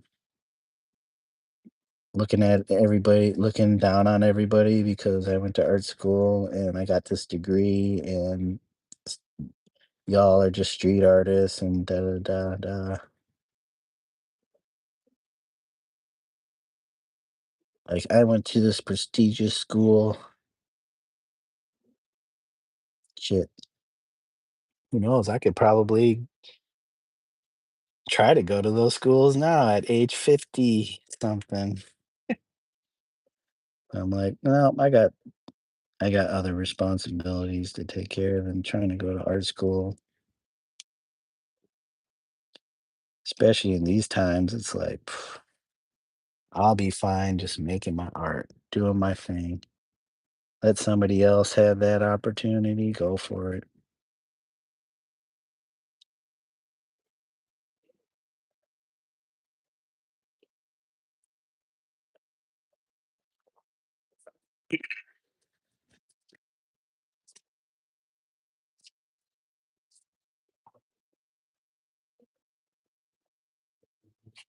Hey, Ralphie, I'm still I'm still listening to your report. I should put something else on. I just the choral piece in the background is just nice and calming.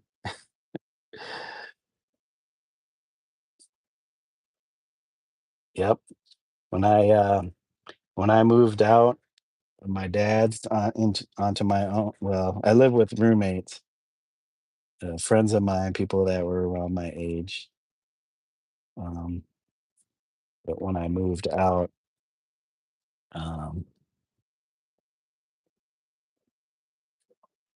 I at that point, I had, like, a little teeny record collection, and I had some turntables, so I would just sit in my room, put on some classical stuff or some jazz, and not new jazz or soft jazz. This was like 50s, 60s, the best eras of jazz. Well, maybe 40s. I don't know. But in my eyes at that time, the best era. And just put that stuff on and paint. And I'd be be in my room and my roommates would come hang out. We'd smoke weed. And then they try to get me to do stuff like, "Oh, go," and I'd be like, "Nah, I'm painting." I'm working on my paintings. Nah, it'd be cool to maybe watch something with you guys or whatever, but I'm trying to paint. I'm trying to finish this painting. They're probably like, "Man, Corey's a lonely guy sitting in his room, stroking his canvas."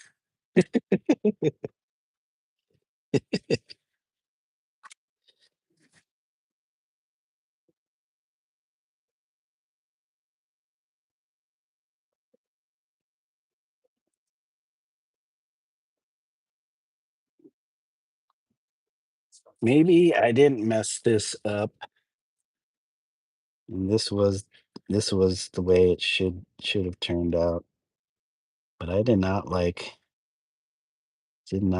what I did when I overworked all the lights.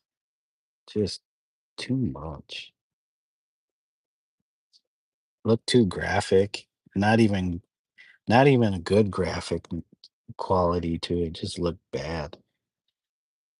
So,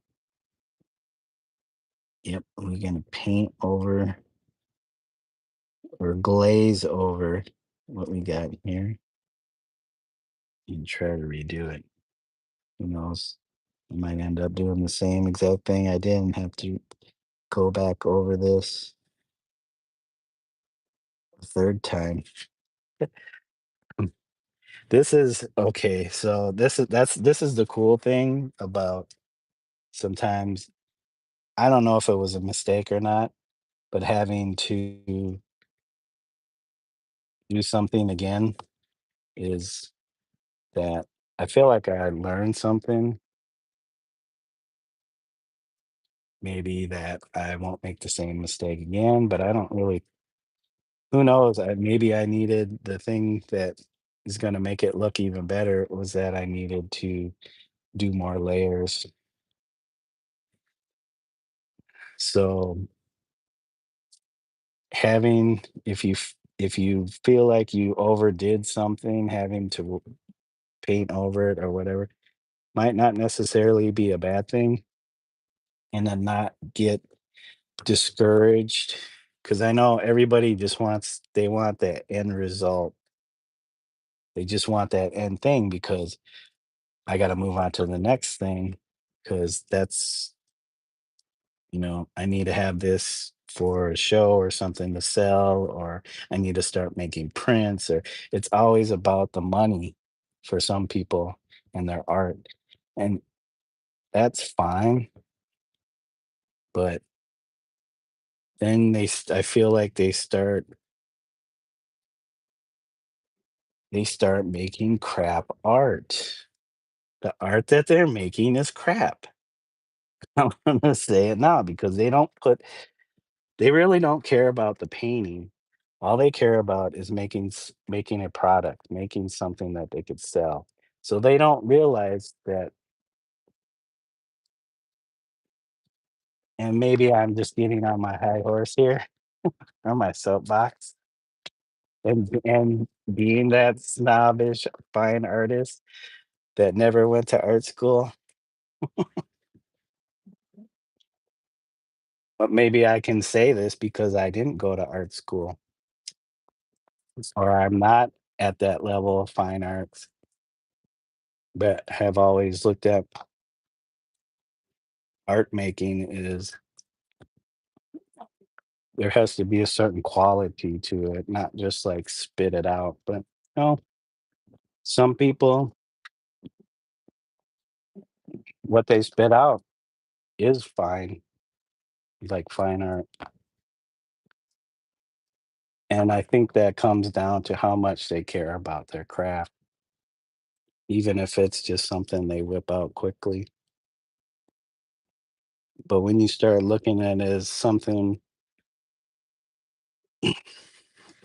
you need to sell to keep your lifestyle going, you don't care about the painting anymore, the craft side of it. All you're focused on is making sure you have enough product to sell.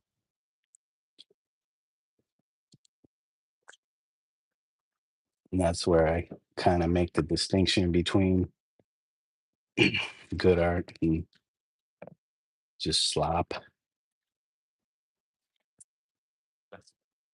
But somebody might look at my painting and be like, "Oh, that's slop. You put all that time into it, it's still slop."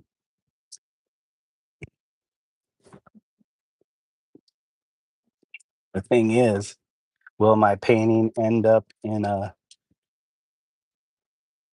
uh,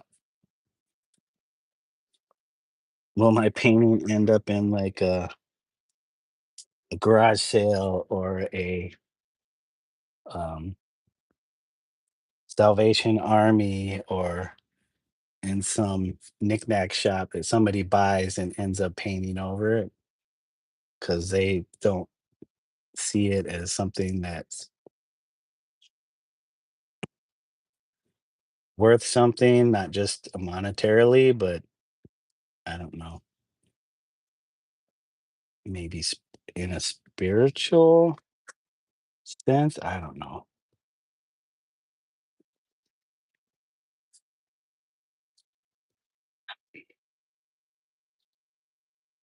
I refuse to say, oh, my painting, when I die, is going to end up in a museum. Like, I don't have grand illusions of that.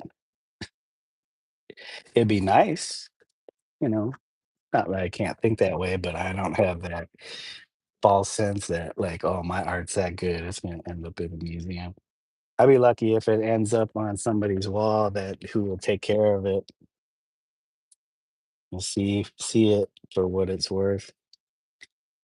But too many people have these grand illusions like, oh, when I die, my artwork's gonna be in the it's gonna be worth so much more. Bullshit. You'd be lucky. You'd be lucky. I'm just like, do you know how many artists are out there at this time? Everybody's trying to be an artist.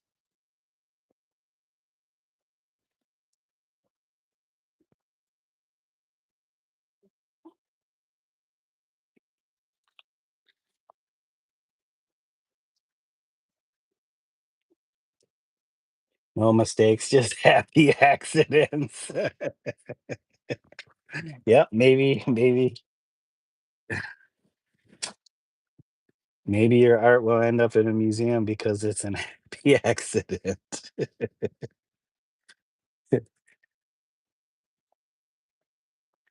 Man, it is hot here now. I wonder what will happen to my art when I'm gone too, especially not having kids. Who knows what will happen with it? Just going to enjoy it while you can. Yeah, and that's the thing is all you have is this moment. So hopefully you get some enjoyment out of it while you can, like you said, while you can.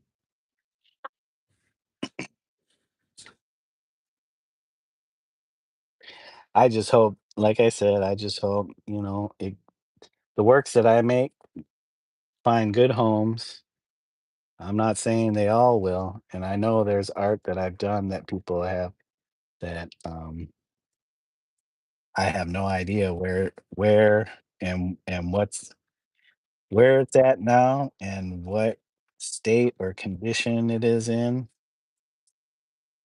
or if it was even saved. I have a big old painting I did way back in the early 2000s, and it was a very postmodern-esque kind of painting, and it was some flowers. It was at least maybe 5 foot by 6 foot.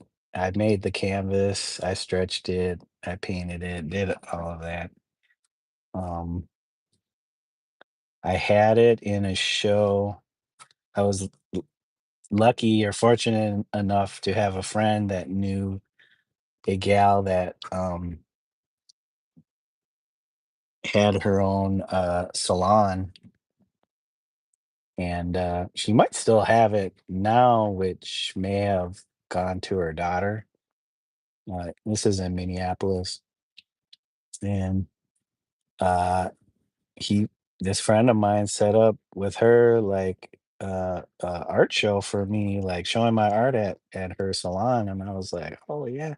So I had this big gigantic piece there, and I'm happy that, so she contacted me and said, uh I know this person, they want to buy this piece. And so I was like, yeah, go ahead, sell it. I got the money. It wasn't much. It was probably like 500 bucks. And at that time, and I think they said they were going to hang it up in their bedroom. And I'm like, ooh, they got a pretty freaking big ass bedroom then. Because this is a pretty big piece. And that's it. I don't have a photograph of it. If I do, it's probably maybe some early stage of the piece. I just have like a vague recollection of kind of the things that I did on the canvas. And this was still, I guess if it was the early 2000s, yes, may have been like 2000 or 2001. Yeah, it was definitely, well, I think it was before 9/11 happened. It just early, maybe earlier that year or in the 2000. No photograph, no no nothing. I don't know what if they still have the painting or not. Um, I mean, at that time, having that show and having all kinds of people turn out, you would have thought, "Oh, this guy's going somewhere with his artwork." And again, I was just like, "Oh, this is cool," and I had certain experiences that were kind of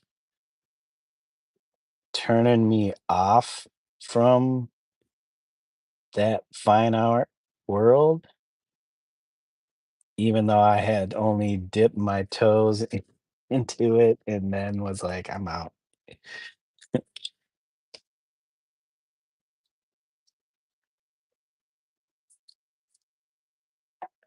But yeah, I wish I had a photo of that. And at that time, um, documenting that would have been either a point and click film camera or very, very, very early digital camera. Because I have digital photos from some pieces at that time, and the digital quality wasn't that great, or very hard to shoot point and clicks because I didn't have a proper, like, film camera. I'm sure, well,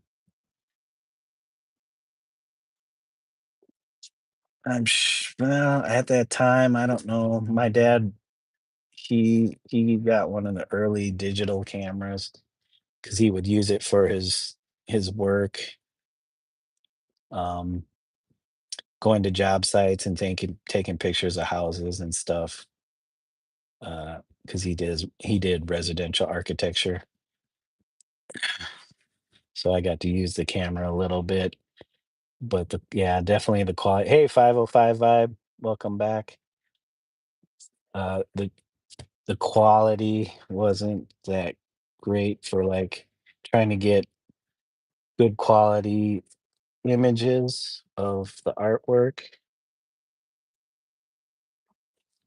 so but if I did photograph it, it would have been with that camera. So I may have it somewhere on some old, like a disc or something, but I doubt it. But I just remember I did a couple flowers on it, and they were huge, and just like some other stuff. I used some tools that my dad had. He had these chalk liner things. It's like a thing that you use to create lines, uh, in construction. You snap a line that has chalk on it. So I used that on the canvas to make a 2 inch 2 inch by 2 inch square grid. And then I just started adding all kinds of different stuff to it, like different types of paint I used, like maybe acrylic paint. I know I used spray paint, and then oil paint is what I painted the flowers with. And dang, I wish. Hey, H Music Videos. You said congrats, 500 subs. Oh, I haven't even been paying attention. I just been talking, chit chatting away. I haven't refreshed, but it still says 498. Did we go over 500? Yay, people, you got me to 501. Thank you guys. Ooh, so that means I really have to do something because you guys got me to 501 subs. But if it goes back to 499, I'm taking that away. I was thinking of like, should I do a drawing or something? And somebody can get like an art print or something. I don't know. That's the problem is you don't know what people might want. And then you got then I have my European friends or friends around the world, and then it gets expensive to send something. As long as it's not framed, it'd probably be not that bad to send something. Or or let's see. I do stuff through sachiart.com, which is um, I haven't ever used them, but I have my stuff on there, and I wonder if there's a way that I can give somebody whatever whatever choice they want. I have to look into it because you can end up spending hundreds of dollars on a art print from them. It's like, yeah, I'm not that rich. Somebody buy art, buy my art so I can afford to give away art for free.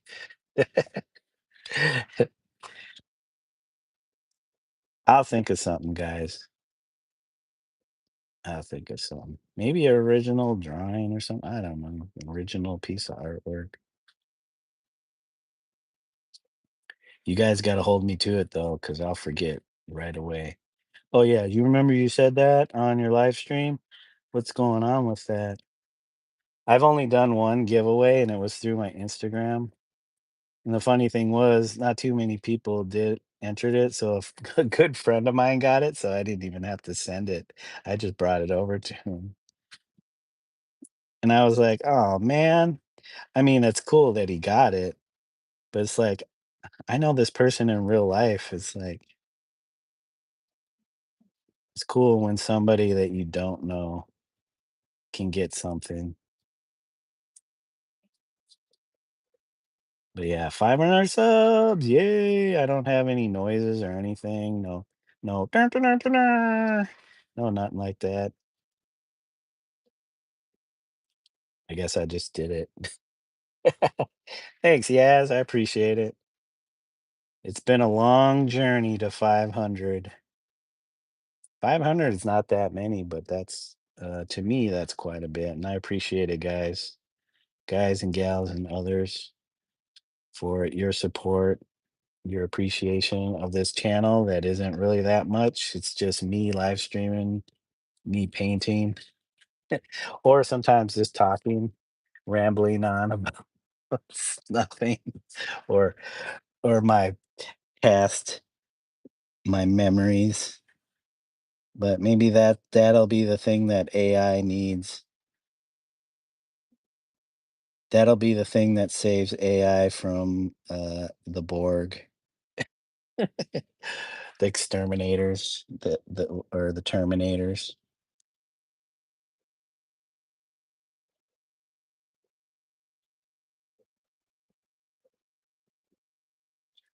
I just enjoy sharing it with you guys because I would still be doing this even if I wasn't live streaming it. But I need to document it somehow because I have all those experiences where I've created artworks and they've gone somewhere and I've never ever seen them again. And I don't have proper documentation of them. But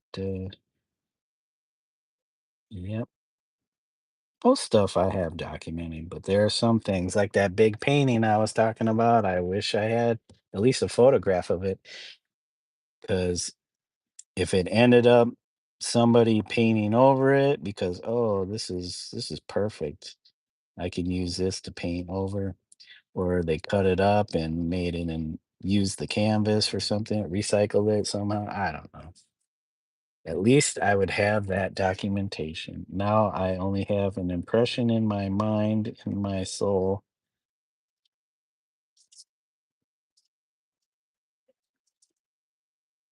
You know what's funny? I think my dad was there at that show and he shot some photos with the digital camera. So I don't know. Maybe he has a photo of it. It's not going to be like something that I'd want to turn into a print because, you know, it wasn't properly shot to do that. But who knows? I just want to see what I did. I want to physically see well, in a photograph, what that looked like. Because I'm thinking, I'm not thinking it was like this awesome masterpiece, but I just want to see like actual stuff I did on the canvas. I know there was some flowers, there was the grid, there were random um like spray painted um impressions made on it. Yep. And it was also something created at a time when I was doing more experimenting with paint and process.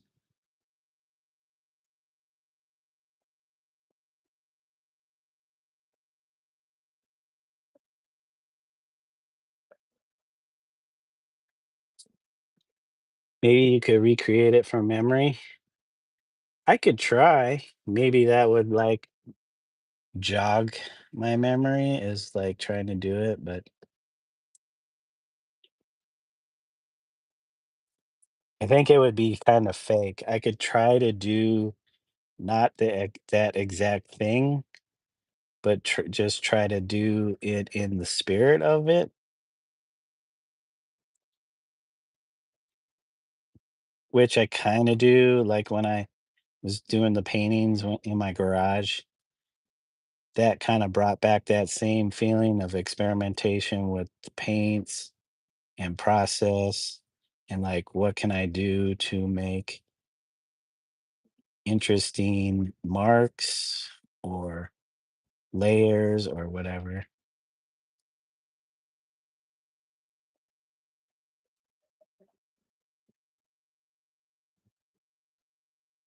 But I guess I could also just do, okay, I know I did some flowers on it. There's a few pieces from that time that I have there was a painting I did for a friend of mine that I haven't seen in forever, and, I think she still lives in Minnesota. I think she got married, but that is all I know. I know she's on Facebook. I did wish her a happy birthday, I think, because her birthday was, like, 2 days ago, but I haven't checked Facebook to see if I got any responses.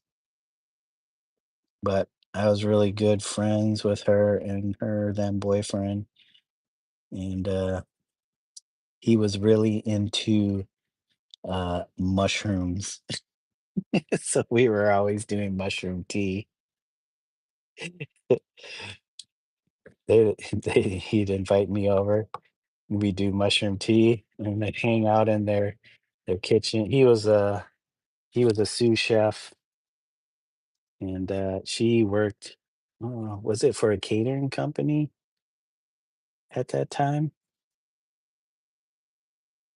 And so my mom got me and my brother, and this was, like, in my mid to late 20s, probably, like, from 20, let's see, 25 to 27 or 28, uh, to, take Tai Chi from this, local, uh, Tai Chi master who studied in New York with this actual Tai Chi master that was from China, and he worked in the same kitchen or something in New York, and I don't know, he had a lot of stories from his time with this guy, but he learned Tai Chi through him, and I think he was, like, a student of a very prestigious Tai Chi master in China. I can't remember any of the names, but, yeah, we took Tai Chi from him for about 3 years, and, uh, we ended up getting my friend that I did, the mushroom tea with and stuff like that. We'd always hang out, and we got him and her into the Tai Chi, and we were kind of at that time, we were kinda, like, phasing out of this Tai Chi school, um, and because they were a little bit younger than me, like, good 3 to 4 years, and they started getting into it and going to classes and just hanging out with them, and by this time, because my mom was like, "Yeah, he's a quack or what." I'm like, "Yeah, maybe, mom, but I don't know. I think you're older and just maybe having a harder time opening up to these kinda ideas and stuff." But I don't know, maybe not. Maybe she had more experience from being a child of this 50s and 60s to know better about cults and stuff. Hey, Oscar. Merry Christmas to you, Oscar. Anyways, I don't know why I was talking about that, but yeah, my friends got into the Tai Chi stuff long after me, my brother, and my mom kind of stopped going to the classes and stuff. But yeah, and then I wasn't like I would see them here and there, but I wasn't seeing them as much as I did. And then I kind of like uh-oh, my wife's calling me. Hold on.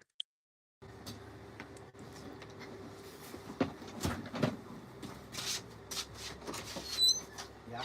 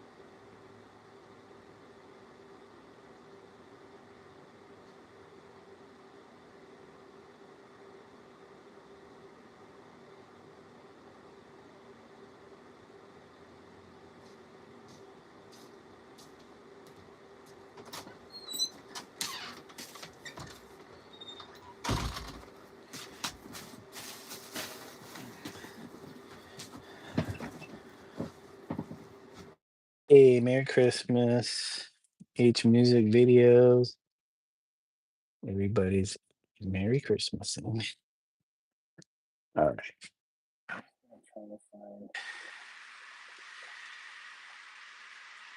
trying to find some music to listen to. Uh-oh. What? Our friend Dave from CRPG Dungeons and Dragons Night has a new thing out. I'll listen to that. I mean, his girlfriend. I'm assuming they're official. Play games, play action RPGs or RPGs. Okay. All right. So,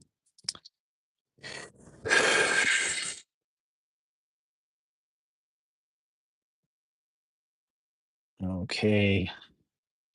The time has arrived to try to put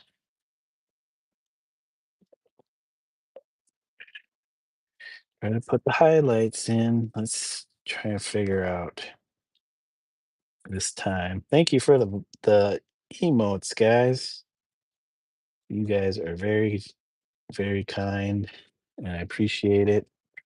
And thanks again for getting me up to 500. Oh, Twitch might be mad that I'm pointing at YouTube's cat. It's the oh, where's our friend that always dumps spam into my chat? Okay, we don't want them dumping spam. Oh, wait a second. Oh yeah, okay, it is streaming. I was like, did I hit start on Twitch? So it's 2 hours and 30 minutes already, guys. So I'm sure about 8 p.m. So in about 40 minutes, I'll have to wrap up to go figure out the dinner situation for my wife and I. Oh man, it is hot. Thank you for the stream. Been nice listening while I've been. Oh, you're welcome. Yes, thank you for joining us. I appreciate it. I'm glad I was there in the background. Hope you enjoyed some of my tales and kind of my streams as like I'll ramble about something and then start going into uh, my past. Or I just get real quiet and focus on making the art.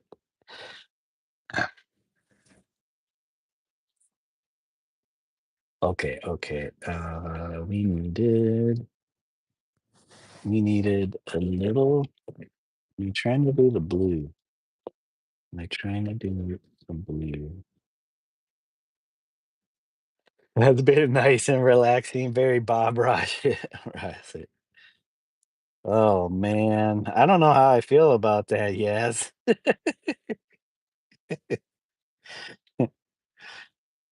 I hope I'm not the. I hope I'm not turning into the Bob Ross of YouTube because there's already Bob Ross on YouTube.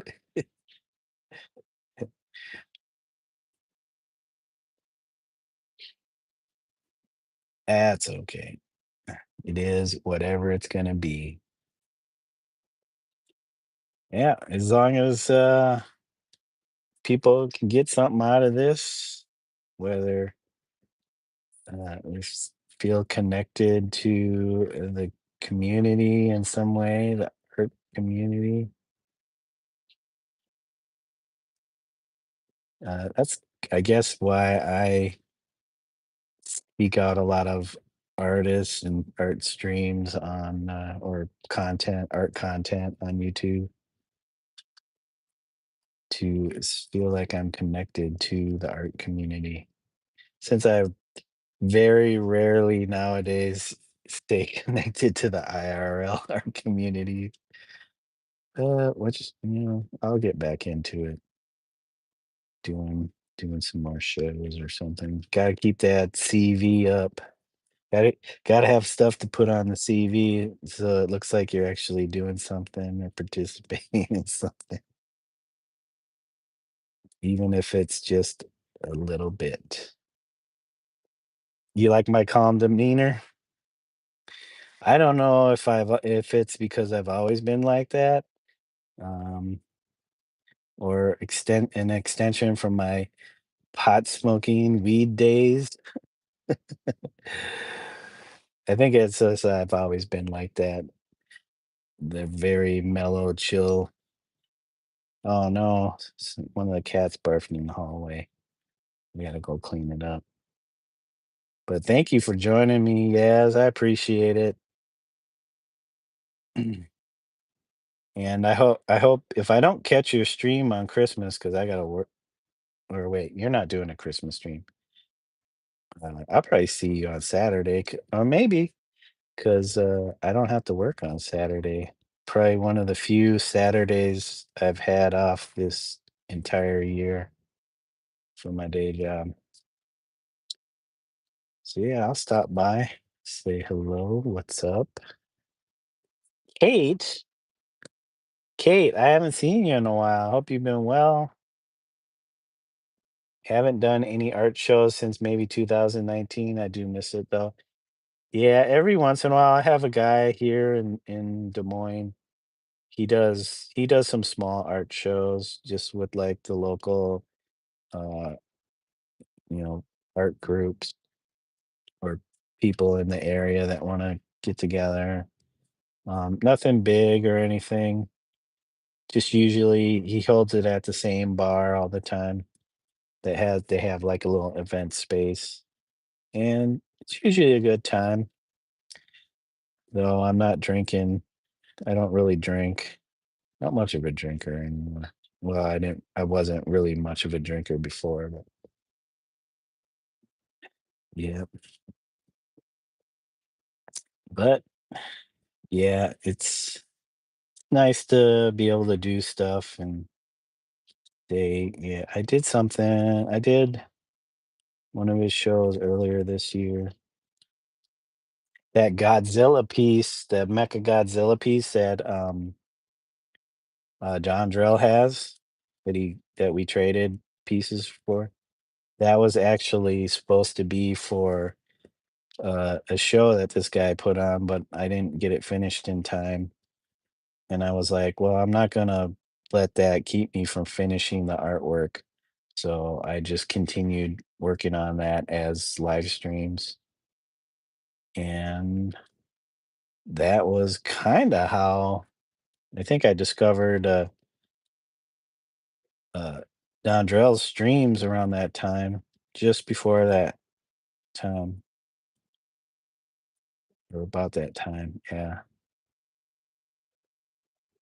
The closest town that has art shows that fit your vibe is like an hour and a half away one way. Just too much of a hassle. I totally understand, yes, because um, I used to do some art stuff um, in Omaha, and that's about an hour and a half away one way. This gal, she was putting them on, um, and that's when I first kinda not long after I moved to Des Moines from Minneapolis, and I didn't really know too many people here, and I started to do a little bit of few things like a small art festival, art fair out, Western Iowa, and then the one guy that does the shows in town, I kinda met him through just I can't remember if it was random call for artists, and then this gal started putting out calls for artists on Facebook for shows in Omaha, and so I started doing those. I did quite a few with her and artists that participated. And geez, the last one I did was with her was because she kind of changed the direction of what she was doing, even though I think she still throws some art shows on. Man, probably back in 2018.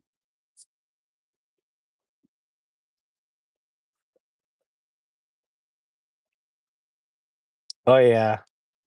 I asked him, I was like, "Hey, do you wanna do a trade?"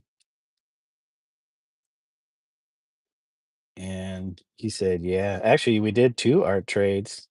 That's how I ended up with, 2 2 drawings of his was through both art trades, and, uh, and then I finally got a painting of his, just recently. I paid for it. I had some extra cash, um, laying around, literally laying around in my wallet for a long time, and I'm like I saw that painting one of his streams just recently, and I was like, "I want that painting." And so I emailed him. That was probably, like, maybe a handful of streams ago of his. But, yeah, I usually don't have the money to buy art, or if I do, I'm only buying stuff that's, like, easily affordable, so it's usually small things.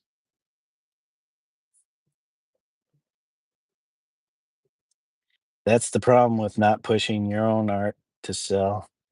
You don't make any money. I don't think this is too dark. Maybe I need to do that. But yeah, I'm glad I got that painting, even though I'm like, ooh, I don't know if I have the money to really start buying art, but I'm glad. I'd like to be more supportive and buy art from more artists. Just man, it's just need to make more. Hey, Kate, thank you for the good job, buddy. I hope you're doing well, Kate. Actually, I think I need. Do I need? Oh man, I need more paint. We're gonna try and put some lights in here.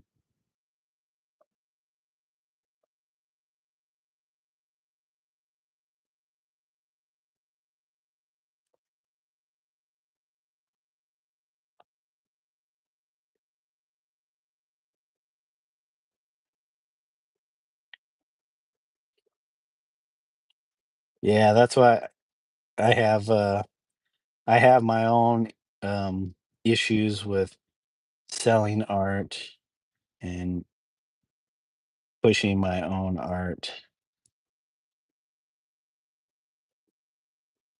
It's kind of a two-sided or two-edged sword, double-edged sword, as they say. It's like on one sense, I would like people to have my artwork, and then on the other hand, it's like, how am I contributing to uh, the um, the use of resources that could probably go to something else, or I don't know. Like, yeah, I could be making all these prints and selling prints, and it's like, is that what I should be doing? Because I already see all these other artists doing that. Gosh dang it! This is not. It's like the paint dries up before I even get it to the canvas. Trying to do this so that it's not doesn't overpower.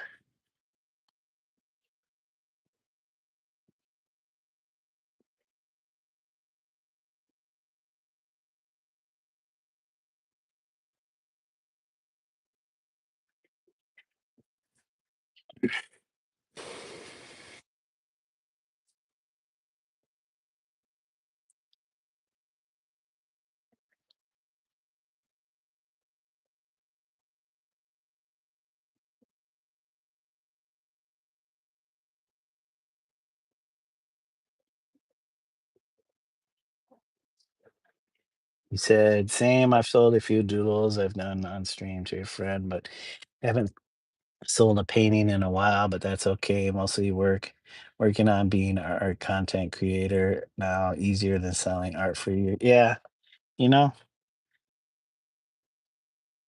I could see that like you're still able to share your creativity with others, you inspire others, you're inspiring the next generation of artists, you know. There's more to, I guess, the arts than selling prints, or just trying to make money off of like the physical art versus like I guess I don't know if being more influential is the correct thing to say.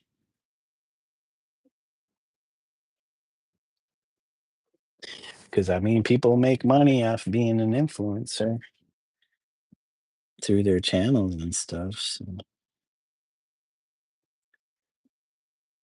I don't fault other people that do it or want to do it.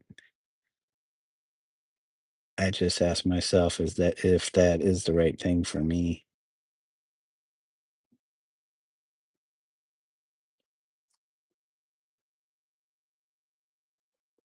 Because I know myself, I'm like, if I don't want to do something, I'll just stop doing it. And I don't want to disappoint people. So I continue to look at my channel. Like I always say, I'm an artist on YouTube, not a YouTuber doing art, because at any moment I could just stop wanting to do this on stream. And that would be a disappointment to the people that are following because they want to see what I'm doing or the art that I'm creating. But I started YouTube streaming to as a way to document what I'm doing because I'm terrible at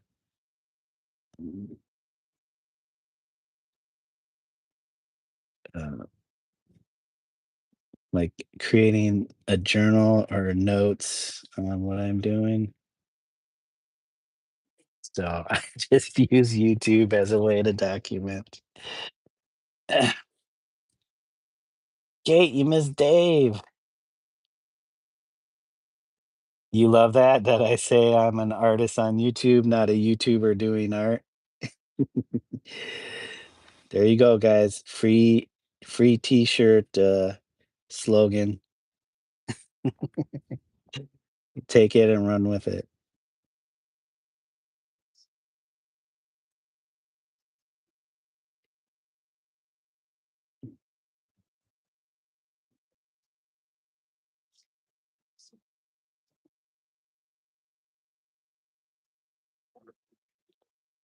Okay, I hope I don't go too nuts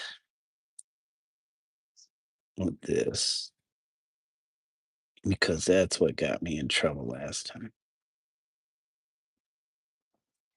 Also, that some of my lines weren't straight.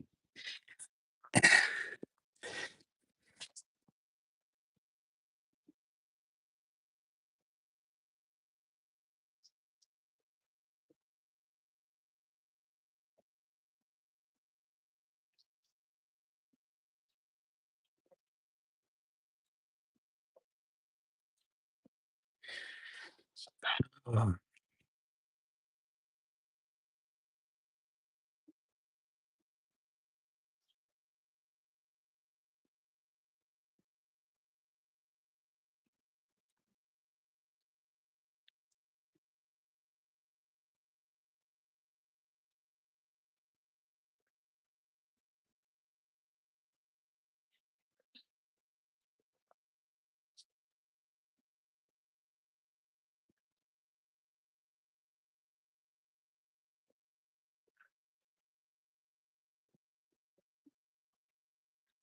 Well, at least the old lines give me a sense of where I should kind of keep. things. And it gives it kind of a glow behind these. Oh boy, I feel like this made up.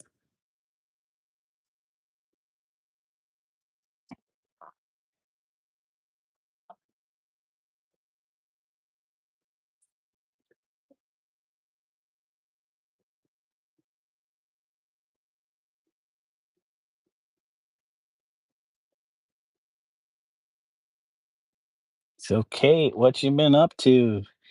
I haven't seen you in a while. You been working?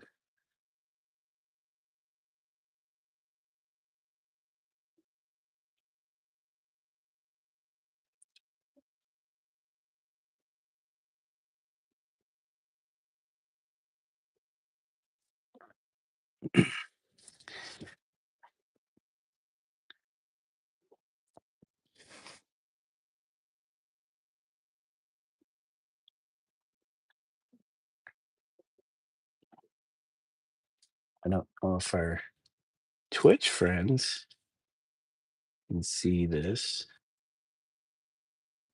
Whoops. Okay.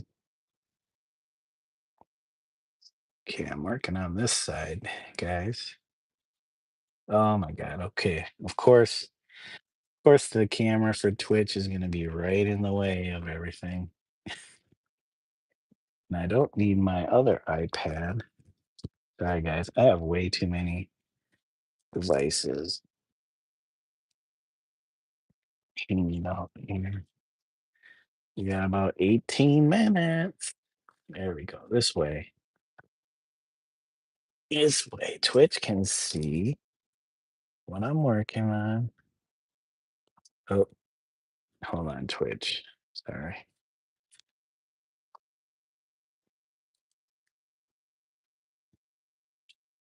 There you go. There you go, Twitch. And you're not in my way. Hey, passerby, welcome. Thank you for joining us. How's your wait? It's already Christmas Day for you, so I won't say Christmas Eve. I hope you have the day off. Get to enjoy. I don't know. I'm assuming most people celebrate Christmas, but that's not necessarily the case. Oh boy. Okay. Yeah. Twitch, you are in the way. And the last time I was trying to do these horizontally, I screwed it up. I was making my lines way too thick.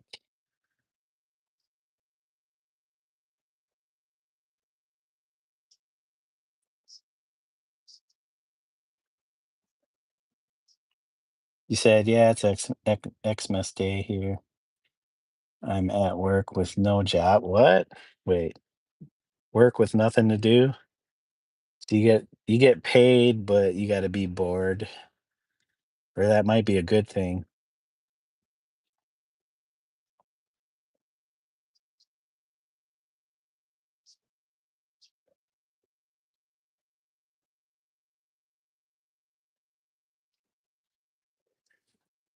Oh, really? Yeah, switch it. Hold on, guys. I'm gonna have to switch my earbuds because we're getting a notification that it is dying.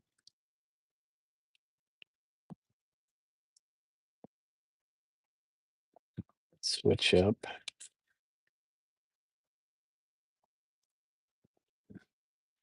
Well, passerby, I appreciate you being here. Um, on my Christmas Eve stream. Just going back into the past.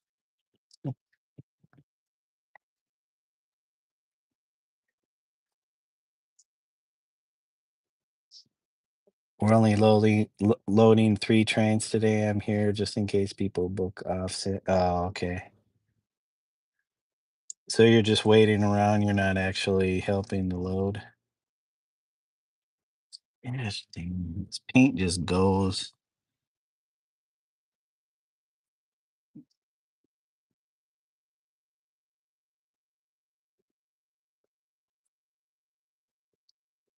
Okay, I don't know what's going on with this.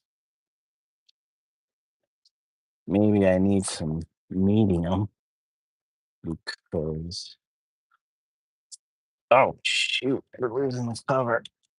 We're losing our cap. I really don't need much medium, but my paint. Come on, man. Come on.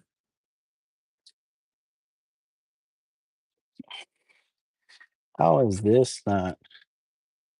Unless it's all dried up in there. There, guys. I'm what's called as required. Okay. Oh, we went too much.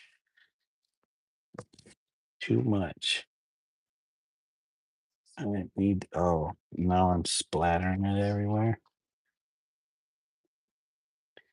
Dude, jeez Louise is going everywhere.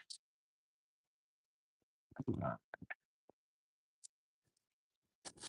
Well, as long as they're paying you and you're required.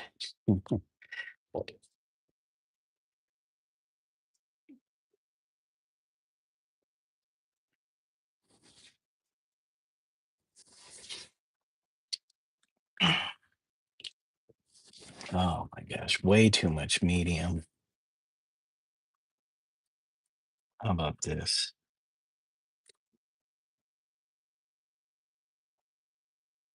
As long as the medium doesn't dry up fast, maybe this is gonna make it real translucent though. Well, let's try it. Maybe that's what we needed. We need it to be more translucent. I'm gonna add some white though. Mm, so white. I don't need the money. I'd rather be with your family, eat, drink, smoke weed, and case and be married. That's too bad. You're like, you gotta come in. It's required.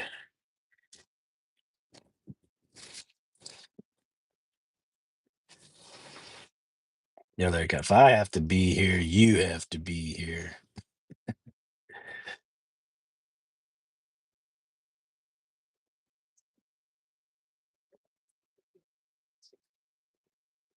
Well, stay out the sun and stay hydrated. I'm just assuming it's hot. It's hot out there. All right, let's see if this helps. Okay. Mm, mm, mm.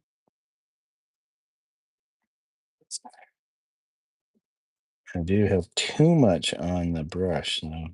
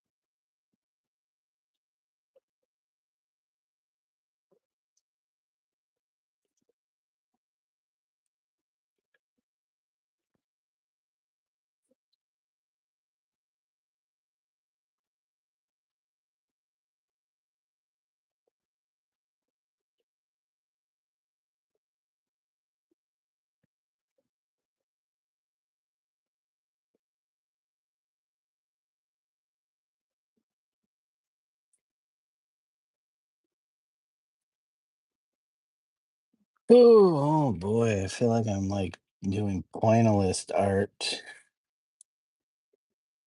Pointillism. Oh, I'm just little teeny dots.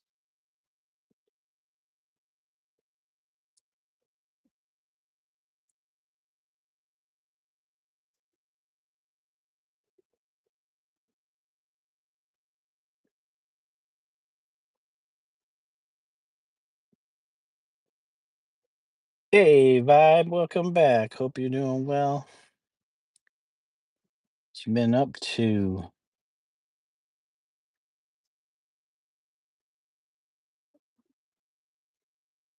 Well, looks like we got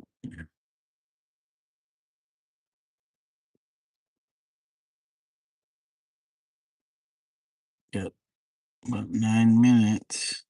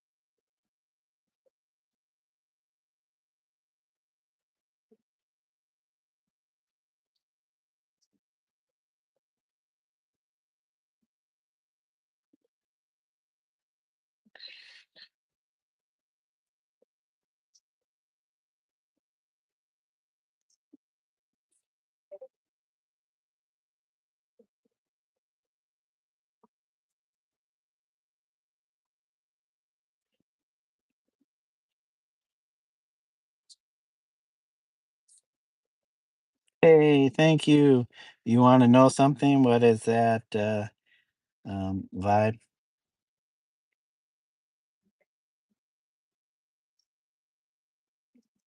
When's your next live? Well, yes. I'm working tomorrow, which is Thursday. Friday, I work till 3 p.m.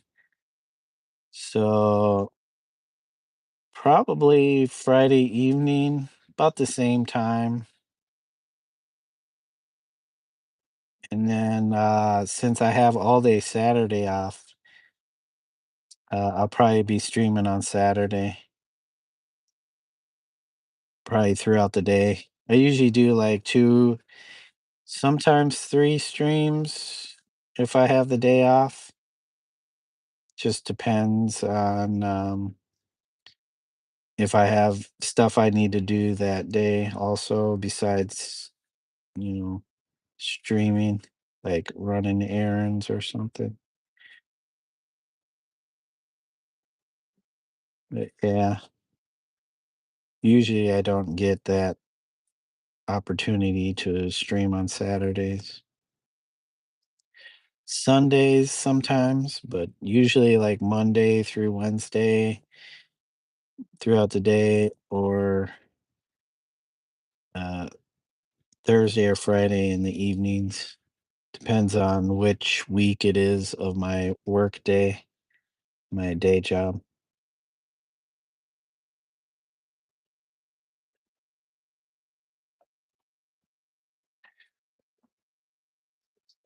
Okay, it's looking a little better, not super crazy like it was before. I think the yellow was probably throwing everything off. I might put a little bit of yellow in some areas, but I feel like there's more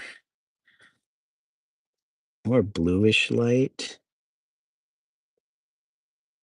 in these buildings.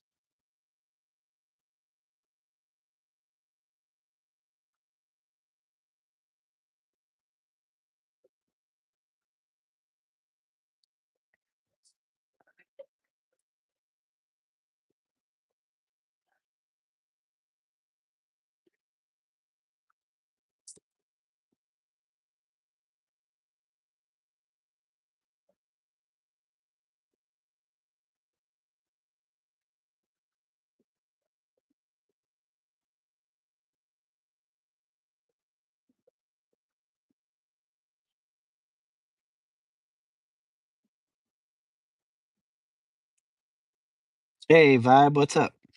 Sorry, I wasn't paying attention to my chat right just now.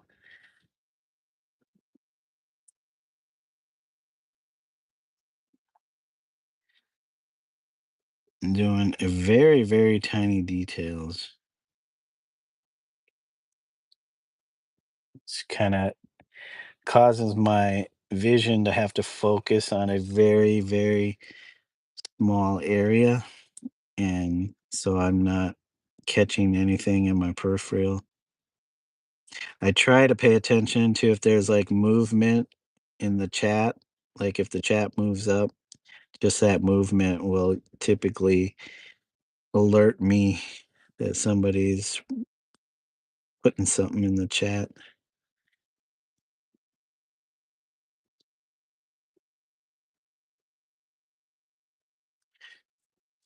Okay. Mine, I got to be careful and not go too wild with. Need to leave some areas that are dark.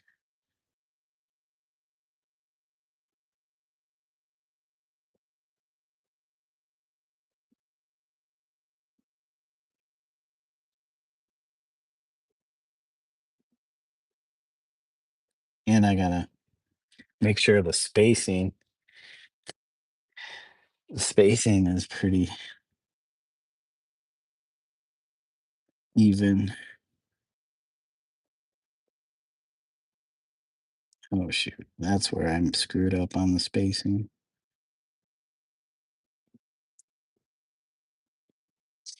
You said, we'll definitely try to pop in on Friday. Okay, yes, yeah. Um, I usually stream at least 3 times a week, minimum. So I don't have a regular schedule, but somewhat regular in that uh, I stream on specific days of the week, depending on my day job.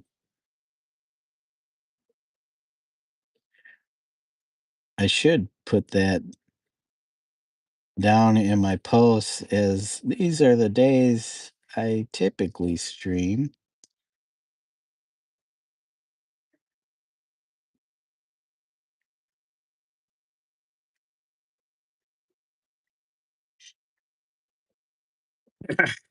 Okay, I gotta remember to leave some dark. Don't go, don't go too crazy with the lights.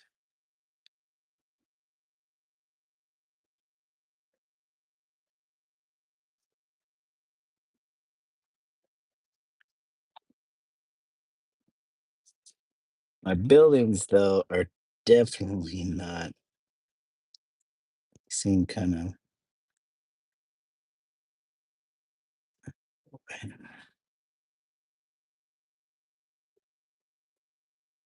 seem kind of not not straight.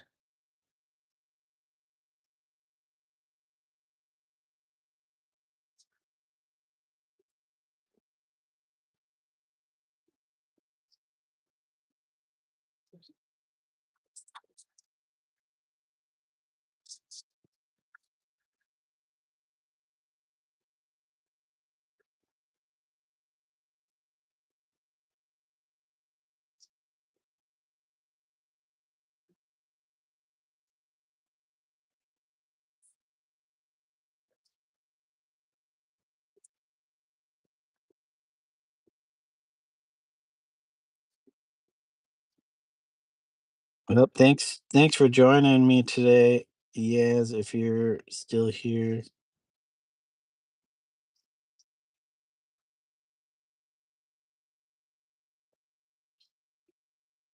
and have a wonderful Christmas.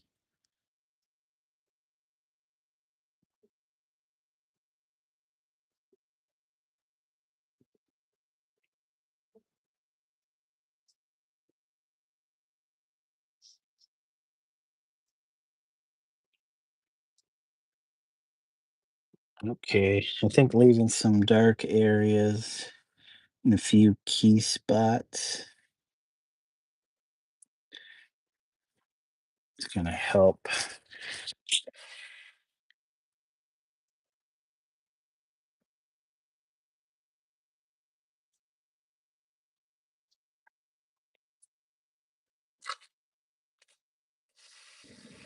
Well, I know, guys, it's 8 o'clock, but I'm gonna wait till my wife sends me a message. She was supposed to be off of her job on the phones at 8.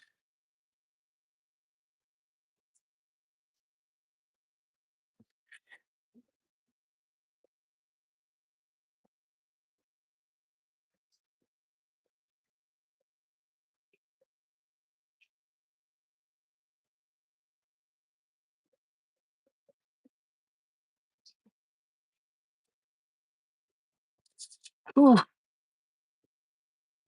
Hard not to want to just go nuts with the lights in the windows.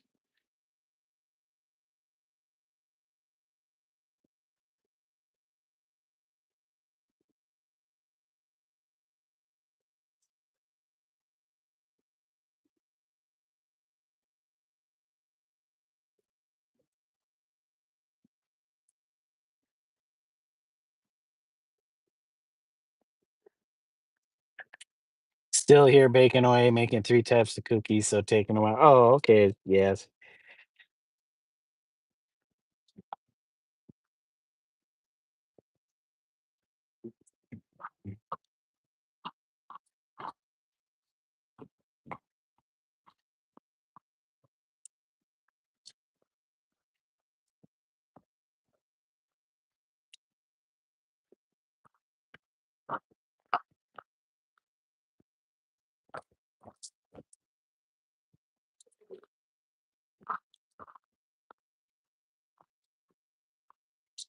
Needed a little snack.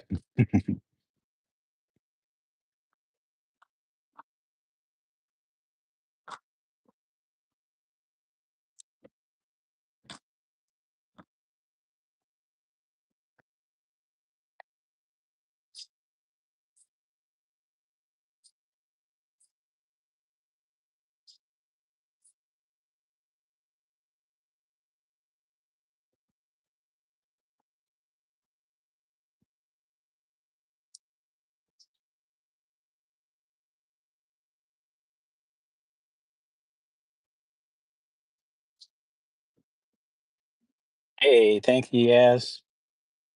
We're just putting little teeny tiny dots in there. Just little hints, little teeny hints of light.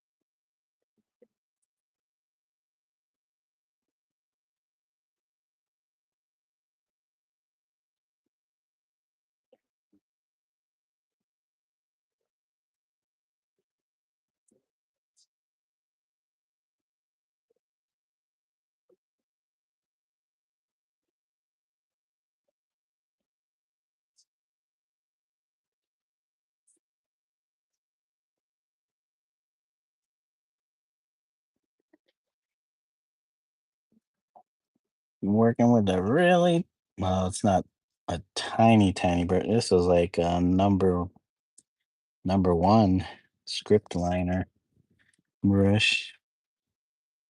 So it's not the smallest brush I've used, but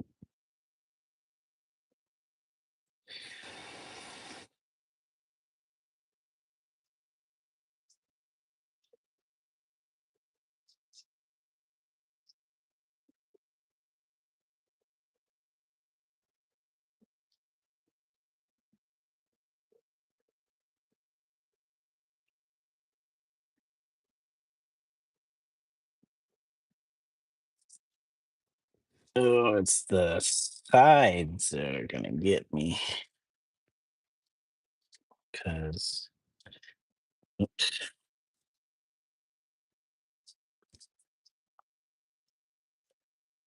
don't know if you guys can see that. Certainly gotta switch the twitch. Switch to twitch.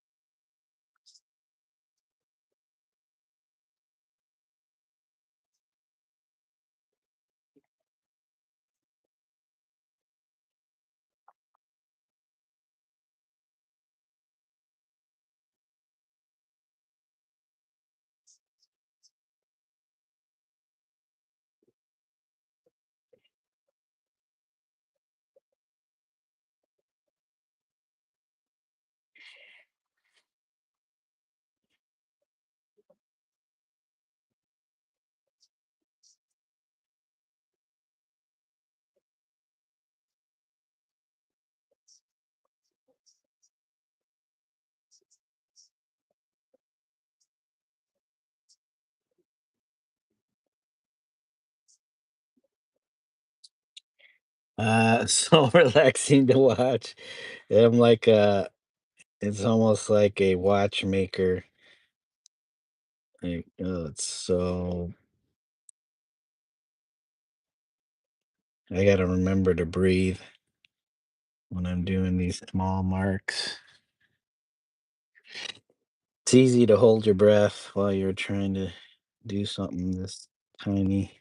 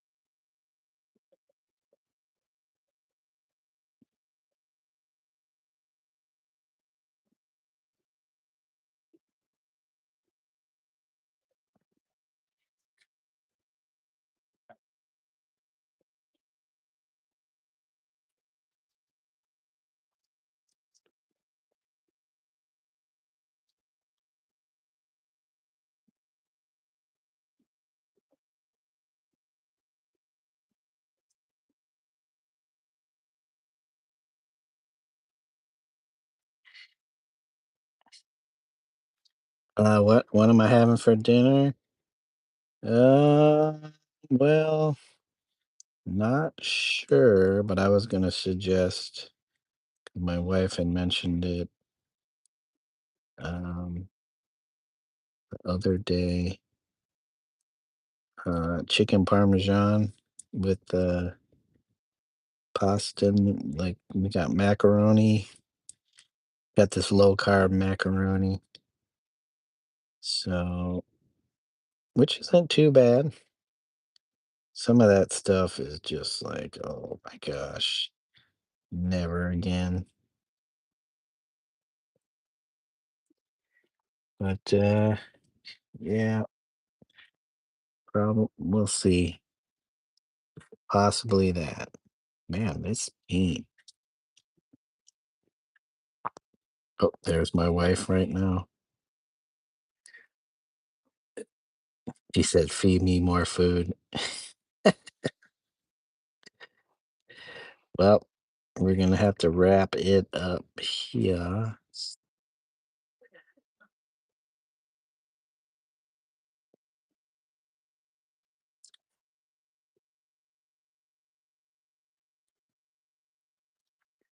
Well, we got some marks in there. It's not too bad. It's definitely coming out a lot better than what I had before. Thank you, Yaz. Yeah. Uh, enjoy your cookie baking. Ooh, that sounds fire. Never tried to make chicken parm before. Going to have to try it sometime soon. I'm sure I'm not cooking it like uh how you should cook it, but uh yeah, it's a quick recipe, real easy to make. But yeah, it was fun hanging out. Thank you. Uh Hope to see you again soon in one of our live streams. So and hopefully next live stream I can have the lights in the buildings done. Yeah, it's looking crooked to me, but whatever. Yeah, it just has to look a little decent. Uh, But we're gonna wrap this up. I'm gonna say good night to Twitch first. We'll get the Twitch shut down because we don't usually see anybody in Twitch chat, so I'm not sure if we're attracting anybody. But thank you, Twitch, for joining me tonight. If you did, and I hope you have a good evening and happy Christmas. Man, the light is so garish. All right, Twitch. Bye bye. Thank you for joining. Catch me again soon, Twitch. Bye bye. Okay, we got that stopped. I think it stopped. Exit to OBS. Okay, there we go. All right, YouTube. Have a nice night and a Merry Christmas to you and your family. Thank you, Yaz. You same to you. I hope you have a wonderful Christmas because we all need it. We all need a nice Christmas, nice relaxing Christmas. All right, guys, we'll do our shout outs for everybody that popped by in chat. What? Jason Park? Ooh, I gotta watch the Jason Park live stream. So let's do this. Ooh, man. Thank you, old school Dave, for joining us with the number one chatter in the chat space, top fan. Actually, no, I don't think I don't think that's true. I'm just giving Dave a hard time. Thank you, Ice Spice, for joining us.